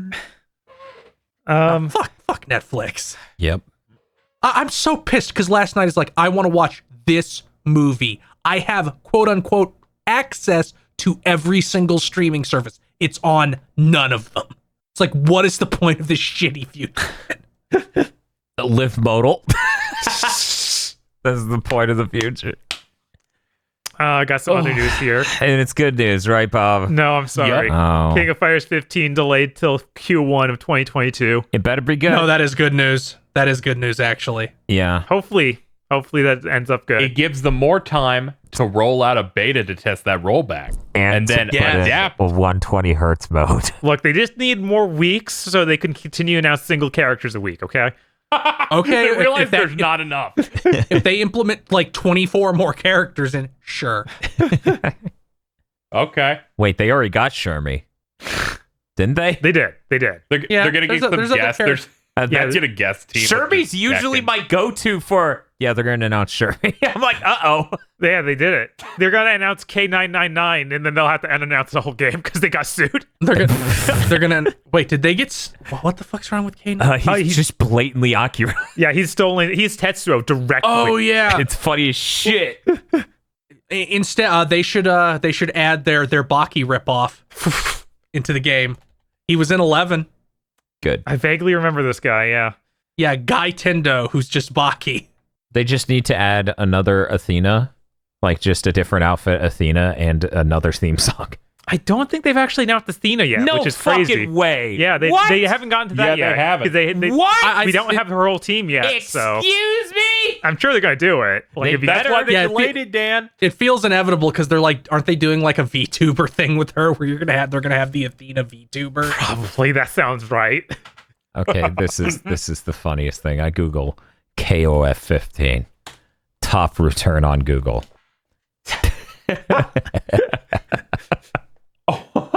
It's important.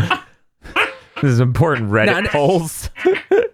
Now they need to just give her both, like how Arxis was very smart and gave both versions of Videl in Fighters. Yeah, Yes. you just do a different input, right? Yeah, exactly. We need both the idol outfit and the schoolgirl outfit. And you know Yeah, what? it's We just might like, even need the ancient god outfit. Yeah, that one essential. Uh-huh. It's essential, like when they brought over Urian and you have to put in an input to make his clothes explode. Yes. Also, they should have an outfit that just looks like the drawing for Psycho Soldier. I don't think they can mess up her face that bad, Dan. I'm sorry. Oh, that's unfortunate. What's she doing? She's being drawn in the 80s by Japan. I don't know what to she's tell like, you. Yeah, we're whimsical, and it's like jumping up and like cheering. That's the game the theme song in Smash is from. Specifically Psycho Soldier. She's like, I'm about to skin both my knees. Yeah, she just bailed. You can't see the skateboard because it flew away. She has to mash the button to freak out. That's an attack in both Resident Evil 5 that Jill gets and a character in Virtua Fighter. Oh my god. Did you have other news, Bob? Yes. There were a bunch of 2K leaks that happened. Oh. Yeah. Oh, we're going to talk about E3 leaks. If you don't want to hear about E3 leaks, okay. Yeah, some of them may not be at E3. That's true. Yeah, These are even more. Randall World. Weems vouched for them, but said not all of them would be at E3. Okay. Right. That little toad, as you called him last time. What did I call him last time? You like sniveling little toad. Yes. So there's going to be an XCOM Marvel game, like Marvel superheroes. Man, I'm gonna stealth with Hulk. Yeah, it's a little weird combo there. I'm not sure. Not sure why. It could be neat. Yeah, it could be neat. I hope it has the accuracy rate of XCOM games. So it's like, I want to shoot my web. You will miss. I'm point blank. 15%. Oh, yeah, that's one thing that really doesn't translate well to Heroes. It's like, guys. Captain America accidentally yeeted his shield way over the enemy. I'm assuming it's just going to be like vaguely the same mechanics, but will not have like the accuracy or Yeah, like, Overwatch, where you lock into if anything moves, I shoot it it'immediately. Or permanent Yeah. death. That'd could be be really like, awkward. It was like, the- oh, Spider-Man's dead. That would be fucking funny. Oh. But they'll never do it. Yeah, they won't do that. It could probably be something closer to like Mario and Rabbids, where it's using that gameplay, but it's much more approachable, and it's not going to be some psychotic, like, this is just like XCOM 2. You're fucked. Right. They're making a new action game they describe as Cthulhu meets Saints Row. What? Speculated to be Hangar 13's new IP. Open world sci-fi title with supernatural elements. So I like stuff like that. That could be cool. yeah, See what they've made. Mafia 3, sure.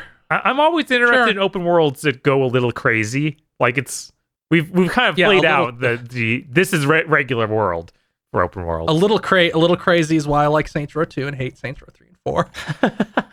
It's too crazy.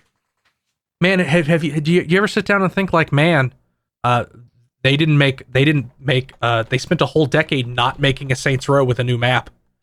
Yeah. What? Yeah. No, it's insane. Oh yeah, KZ, every Saints Row game since the third, which was 2011, used the same city map. Wow, it's like that's their Camarocho. Jesus. Isn't there like some? Except it sucks. Yeah, I was like, oh damn! Didn't they make Hell, but it was really, really cheap? Yeah. What? I think it's just literally the exact same city still. Oh. But on fire? Like Yeah, I've seen Yeah, pictures kinda. where it's like there are pieces missing and stuff. So, oh man, that's rough. And of course, the biggest leak from here: the new Borderlands spin-off starring Tiny Tina. I'll be looking forward to Called Dr. Agro's Wonderlands. thoughts. What? Yeah. Oh. What if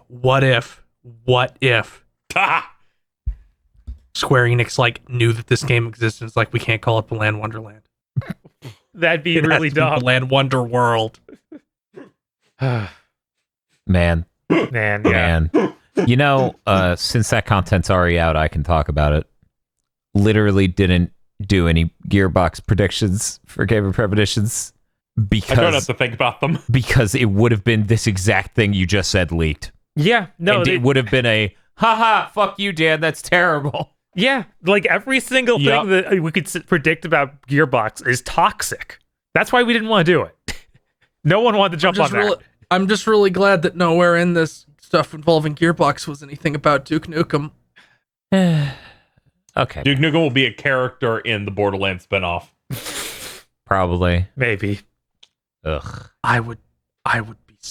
I feel like Randy knows not to, because that would only make people mad. Because it sure didn't fucking help Bulletstorm. No, it didn't. Move on. Yeah, we got the new. They did this thing on the PlayStation blog where they reintroduced Team Asobe, the guys who made Astrobot, Yeah. and said that they're working on new stuff. So that's cool. And they gave them a new logo. It legitimately just sounds like, all the stuff that like Sony of Japan did, Team Asobi now does, because they shipped a game within the past decade. Oh shit, they're gonna help make a Bloodborne 2. Yeah, there's nothing in here that comes off as like the support stuff that the Team Japan used to do. Like all this sounds Did they like we like. specifically say that? I didn't see that. Like everything's like we really like the way games play and feel, and we want to make a platformer. Maybe that was in Herman Hulst's like Oh, maybe. thing, because I think he said it side by side with like talking about Asobi. Yeah, he says, we're building Team Asobi in Tokyo, world-class studio, and then the next sentence is, and alongside Asobi, we will continue to maintain and build partnerships through our external development team, which it sounds like they just have like a team that isn't Sony Japan for that exact thing now, and then Asobi will be like their development. Cool. That makes way more sense. Yeah. Yeah, I like that. Those people make the good games. Really happy for I like them. that. I like that Playroom thing. I played around again with that a little bit. I didn't talk about it. What a good game that is. Yeah, I'm looking forward to my next playthrough. SSD. It'll be amazing to see this team get to make a full-scale game. Yeah. It really will. Yeah. I looked at where I was in the leaderboards and went, okay, this game's terrible. Well, just don't look. It was better when no one could buy the system. Jesus. Hey KZ, let's do the news first, then the schedule last. Of course. So, first up, an update for Final Fantasy VII Remake is out. This will allow you to transfer your save because Sony is insane, and this is the process we live in. Launch the game, hit a button to upload a save file. You do them one at a time. I'm doing it because they said I will get the plat again. Also, they added a super boss, so I just want to immediately just queue into it. So I didn't get the plots. I didn't get the platinum, so I'm just gonna. This is like a Not do public that. service announcement because that game is 88 gigs if people wanted to do that. Yeah, I definitely do that. I ain't doing that whole thing again just to get the Slaybound new stuff. I wonder Yeah, what the yeah, I pretty wonder what much. the intergrade. I wonder what like how big intergrade is. It's They gonna said be it's like smaller. 2 full chapters. It's No, I mean like how what size? size? Oh Yeah. God, should we do like a bet, a premonition here, higher or lower? I think you can already look. Can you? I've seen people ask if there's a preload up. I didn't see anything. They haven't told us yet. Okay. Dan, higher or lower? Higher and lower of 88 gigs. Okay. You're asking if it'll take up more or less space than 88 gigs. Yeah. Assuming 7 remake and integrate is all combined into one file size. Yeah. Yes, that's what I'm figuring in, that it has the next gen version of it and that UFI thing. I'm going to say it's bigger. I don't want it to be. It shouldn't be, but I'm going to say it's bigger. Feel. Smaller. Bob. I'm going to say smaller and significantly so. Yeah. Because every single one of these that have done it have seen benefits. So it's just entirely they're screwing up if it's not that. I'm gonna give a number. 60. I'm going to say 45. I'm going to say because they're adding new stuff, they show like new bosses, different locations and stuff. It'll still be smaller, but it'll be smaller by like 10 to 15. I'm sorry, Casey. You got to put a number down so that way somebody's definitively correct. 70. Okay. You 92. get that 70. 92 gigabytes. It's going to go up by 4 gigs. Oh, okay. That's half the size of Warzone. Thank God. And then somebody will be like, hey guys, this person was right, and we'll all be half dead and playing Ratchet and Clank and be like, we don't care. Yeah, right. Up. I'm like, I got the New Zealand copy of that. I already played the DLC on Thursday morning. I'm like, fuck this. I need it now. The schedule is too tight. Yeah, the schedule sucks. Yeah. Yeah. Yeah. We got a couple more things here. First up, Far Cry 6. Aside from it, early leaks of it, they did a gameplay reveal. It is launching October 7th. The gameplay does in fact look like a Far Cry game. As you know, this is a great series that has no political message at all. Yes. Like nothing Ubisoft makes. Yes. I don't know. It just looked like a Far Cry game to me. Yeah, it I'll looks pick like it Far up. Cry game. It plays the Macarena. That makes me upset. Their last one was like really bad, so I'm hoping that this one is a good one. Battlefield 6 has a reveal on June 9th. Cool. Okay. The first thing of E3, I guess. Yeah. God, it doesn't even count. This is like that. It's going to be that thing they did for Star Wars Squadrons, where they sucked the hype out of it. It's like, here's a tiny little CG thing. Come back in 12 months. I guess in this case, 1 month. Yeah. I don't think it was 12 months for Squadrons. It wasn't. Okay. It was like, come back next week. Time is crazy. Like, it was so bad. Like, this is the same thing they did that time. Like, we're going to show it here and hardly give you anything, but it'll take away any sort of effect it has on you when we really announce it in 2 days. But aren't you excited for the gameplay premiere? I'd be more excited if it just showed up in the middle of Jeff Keighley's show. I'd be super hyped. And then the multiplayer reveal? But no. And then the Battle Royale reveal? Oh. We'll keep revealing. Do you think that the game will be broken at launch again and they'll make like snide chocolate bars with the Metascore on it like they did for Battlefield 5 or V? Probably. What? Never mind. Oh, Yeah, just they never did mind. that. Like a, Yeah. Yeah, That's real. yeah, all Just right. believe They're it. insane. God. Yeah. This is the last big thing before we start doing live shows for E3 coverage, which means I wrote up a lot of the key stuff that we will be discussing on those. You may want to keep an eye on these in case you don't know what's happening when, that type of thing for E3. Thursday is the start, technically, June 10th, with Summer Games Fest Kickoff Live. That's going to be at 11 a.m. Pacific. I think Jeff said it's like 2 hours, something like that. Something like that. Yeah, he said it was going to be something on par with like what he did at Gamescom. Sony was listed as a partner, so they may have something there. He has celebrities there because it's Jeff Keighley's thing. I think today he announced Jeff Goldblum will be presenting something there. Awesome. okay. And I'm like, I love Jeff Goldblum. Go ahead. Oh, then you should watch the Tim and Eric movie. Coming up next, we have Saturday, June 12th. Ubisoft and Gearbox will have press conferences. And we now know how Gearbox will shoot us. Isn't that the fucking devious duo? Yeah, I know. Yeah. Fucking, Well, We here at Ubisoft are glad we subjected you to an hour of the Macarena. We're now turning it over to Gearbox, who's announcing Crazy Frog for the Tiny Tina Borderlands spinoff. Well, Hey, thank you. The Tweedledee and Tweedledum fuck of video games have come together to bring us only the best Yeah, content like- on Saturday. there's we do get other stuff, n- I got to say. Okay, what else Okay. do All we of get, their- Bob? We get Devolver Digital that day, so Okay, that's the thank brightness God. in our Thank day. God. What a fucking- perfect thing to put. I hope it's in between the. There's also the Guerrilla Collective Day too, which may feature people who cannot play video games Oh, yeah. playing video game previews. It will Dan- almost definitely Dan- feature that. What's Dan, I do not care how good that Devolver thing is. This might be the worst power day of E3. Yes. especially since like, what is Ubisoft gonna show? They've like 2 of their big franchises and their new thing came out in November. Yeah, that's why it's going to be all Beyond Good and Evil the 2. Prince of Persia, Beyond Good and Evil 2, Skull and Bones that got delayed again, and they got to show it again. They got to re-reveal it. So yeah, Beyond Good and Evil 2. Yeah, Ugh. they got to re-reveal that. But here's the thing. I think Casey's right. If we could get Devolver Digital between Ubisoft and Gearbox, that would be great because Gearbox is going to try to do Devolver Digital humor.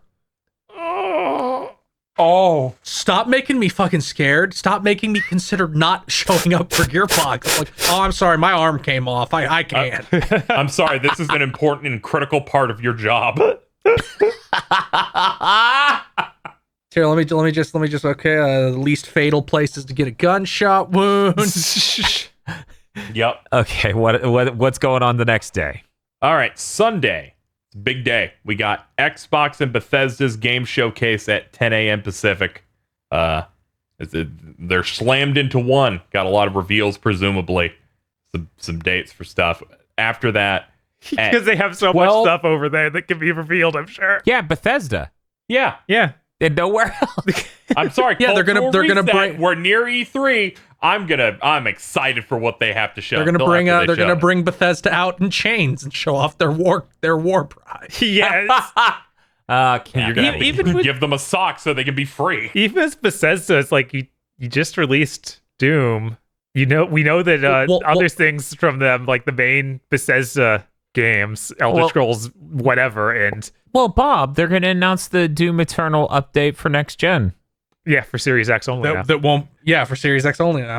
Series X is next gen, so that's a next gen update. Yes. Yeah, I could actually see them doing that. They're like, here's when the next gen update's coming out, because they're also working on those master levels where they make insane versions of the main campaign.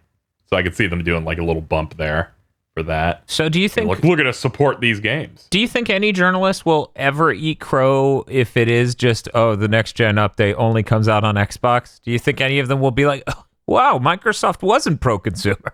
No. Okay. They'll say it'll never come. I listen. And in fact, you so bringing many- that up will make you entitled somehow. Yes. Yes, it will.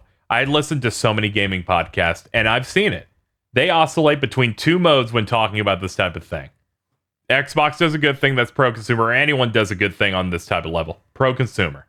If they don't do a positive thing, it's just business, Dan. I think about it like a businessman. When I think about what they did, I think good. I'm thinking about how you do business. And I'm like, maybe you should think from another perspective that isn't just that's business, man. What do you expect? No. We need competition.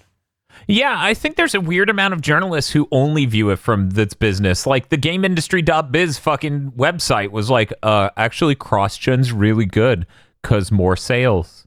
And I'm not I don't even give a shit localizing it about to their one sales. source. I'm not even looking at it from one source. I'm thinking about Yeah. 6 or 7 years of multiple different outlets where it's always, this thing's really shitty. Well, that's business, man. They got to make their money.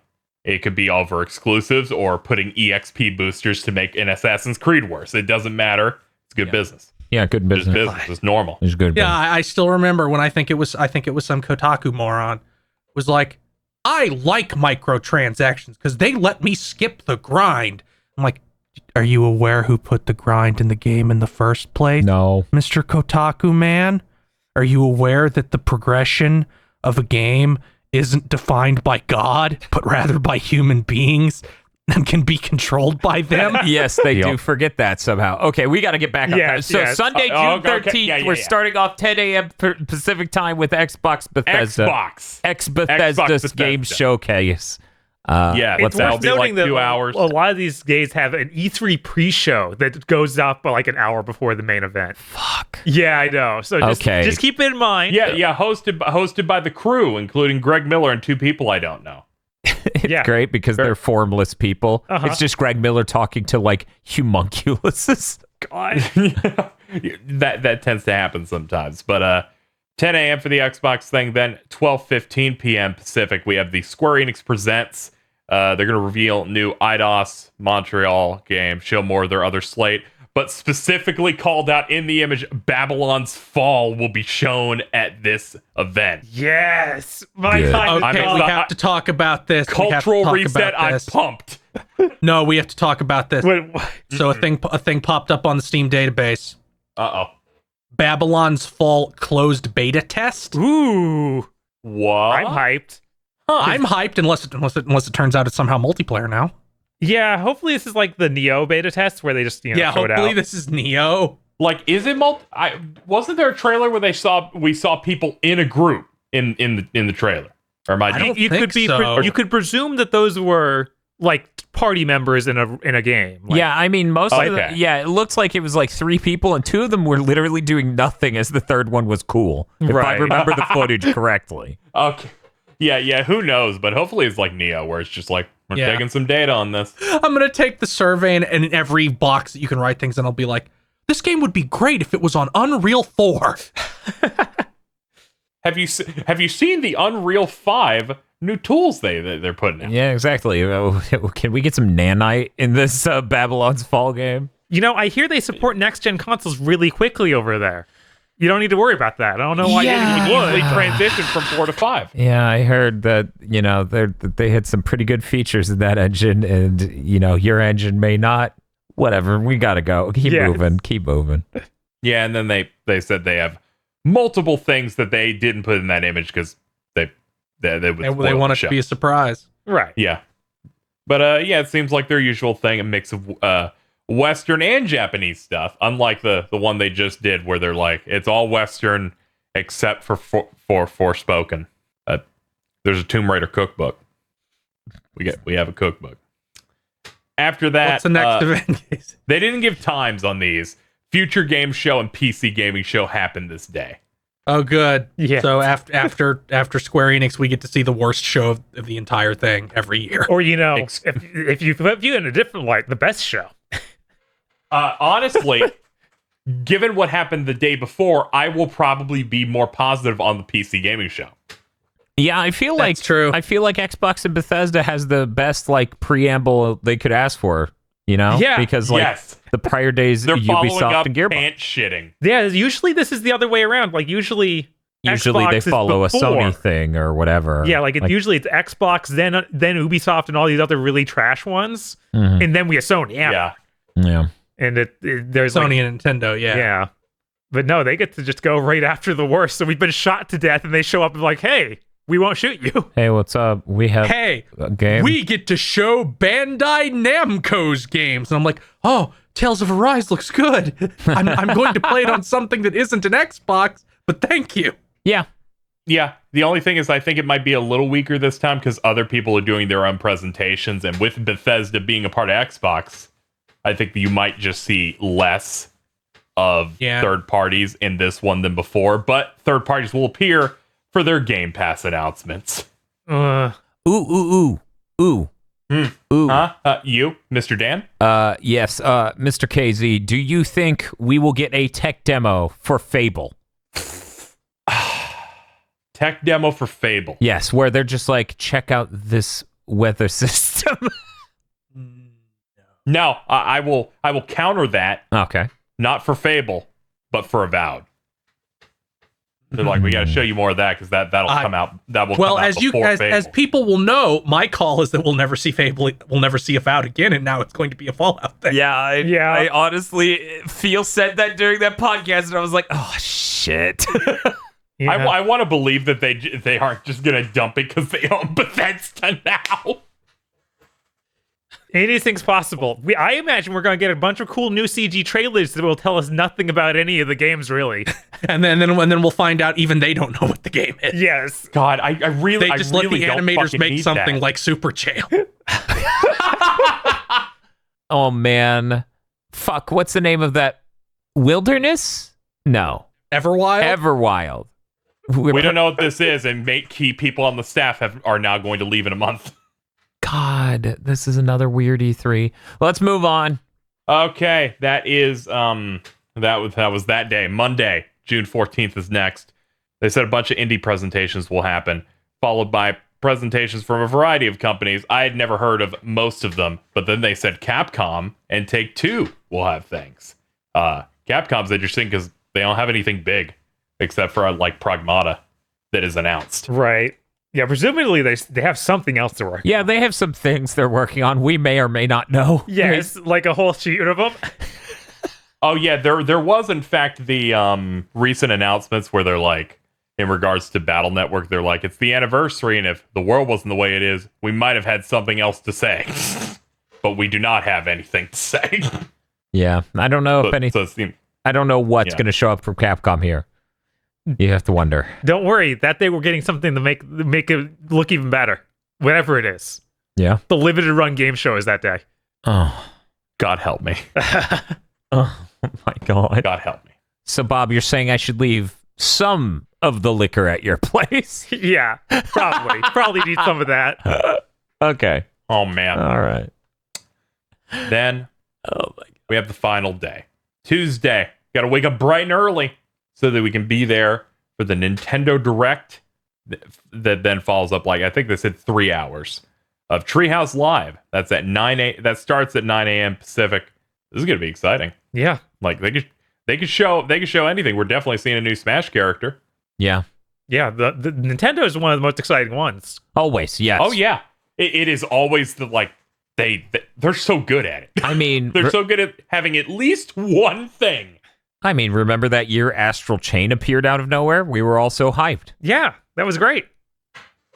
If Switch Pro fixes that game, I will be hyped for it again. If Switch Pro runs that game even 3 frames per second better, I'll play it through again. Even if it just stays at a locked 30 at all times, but the resolution and everything just looks sharper, Then it'll be. I'll be like, okay, it's a win. Yeah. I'm sure we're going to hear about Bayonetta this time. Yeah. Yeah, well, I think that has a better chance of showing up than like a Metroid Prime. I feel like they should show Shin Megami Tensei 5 here. Oh yeah, for sure. They showed it in like July of last year. That game's and supposed said to come out. next year. Yes, worldwide release 2021. I doubt they'll make it, but if they did, holy shit, that might just be my top game of the year. It just automatically reserves a spot. Powerful. It just I mean, think about it they this make way, some of the- right? Think about it some this of the way. best turn-based combat in RPGs is coming from those. So yeah. And I mean, they haven't made a full-scale Megaten game on a console since Yes. Nocturne. 2003. It's been a while. It's been a while. 2003. They made spin-offs and other stuff that is PS2 3D, but mainline. Right. I watched that trailer yesterday again. It looks good. Like it still looks like mid-tier. Like it looks on the level of like a Persona 5 in terms of like HD graphics and stuff. But goddamn, we've been looking at PNGs for an entire gen because it's just been 3DS games, and most of those 3DS games were DS games they made again, but added voice acting My brain's and like, a new girl. oh man, it's so exciting. We're going to get Megaten 5 and it's going to be in Pokemon's coming out around. Oh God, why did I think about that? don't It's dare. ruining it for me. Fucking brain. God. Are you? Oh God! It comes out in November. It's like, oh man, I'm so excited to get my monster cooperation video game. Gonna go in there, gonna get this done, and you're like, oh yeah, did you get a Piplup? I'm like, oh no, I was talking about my demon over there with the erect penis. Bob's like, or KZ's like, sorry, I was too busy smirking at that erect penis. Yes, it made me do a critical hit on it. Every single time that demon shows up, Mara, specifically the big green dick, they do about a paragraph worth of innuendo jokes. God. It's real bad. And now that they're voice acted, they just get really into it. Nocturne has the best scene of it. They're like, they're stiffing us. And they're like, we want to summon Mara. So you want him to come here. Yes. So I'm excited for Nintendo Direct. That's our first thing. Bandai Namco will have its own focused event. That should be cool. They have a decent amount of I'm stuff. excited to see Code Vein 2. God. Cool. They'll announce their closed beta. The doors will look even worse. And I wrote this here. They will do an E3 awards show that we will surely not watch. No, not a fucking chance. Now, I almost wrote in parentheses here, this is the part where Bob tells me, no, KZ, these are really good. This is a really good idea and we should watch this. That's how I'm feeling right now. Like, I'm maybe like, this is just me, Dan Solo. this is a nightmare stream, a concept. Absolutely. I'm interested because it's just like, this is going to be so masturbatory. Yeah. I mean, if our live show is after it, then I will absolutely sit in for the awards. Yeah, maybe they'll do game announcements during the awards. We don't know. Yeah, where they What's gonna happen is we're gonna hear who's involved. We're gonna go, oh, this is gonna be fucking horrible, and then we'll hear we will have one new announcement, and we'll have to watch it and cry. And then it'll be a Fast and Furious game. they just announced one. No, that was a year more than a year ago, and it came out already. KZ. I thought they announced another new one, and that's why I keep seeing new weird Vin Diesel models everywhere. No, he's gonna be in Fortnite. What? I think that's what that one's from. Yo, I have no idea. Yeah, no clue. Yeah, I don't know. I thought I saw something that was announced Fast and the Furious related. But Dan, we're out of news. What are you doing in the next week while I find out? Moving into a house and E3. Yeah, I was like, E3 is next week. I think they know. Yeah. We're going to be live most of this. It's going to kill us. Yeah, it's going to be funny as hell because every day I'm going to be thinking about this could have been from that house if some motherfucker would let me rent a house a month earlier. If E3 was a week later. Yeah. Yeah. This is fucking It nuts. happened at just the right time, wrong time. Hey, KZ, what are you going to be doing? Fast and the Furious Spy Racers was announced on May 27th. Oh, is that a Spy Hunter crossover? No. Fast and Furious Spy Racers: Rise of Shifter SH1FT3R. They announced that with a small spot. Yeah, that's what I was thinking. But next week, Wait, what the fuck do you mean? There's been a Fast and the Furious cartoon that has 4 seasons in a CG. what? That this is based. Yeah, Fast and Furious Spy Racers. Oh, I guess that explains It's on that then. Netflix. Oh, no wonder we don't know about it. They don't Yeah, promote no wonder any. we don't know They about don't it. promote anything unless it's really big and people like it. The main All right. character is Vin Diesel's cousin, who's like 14.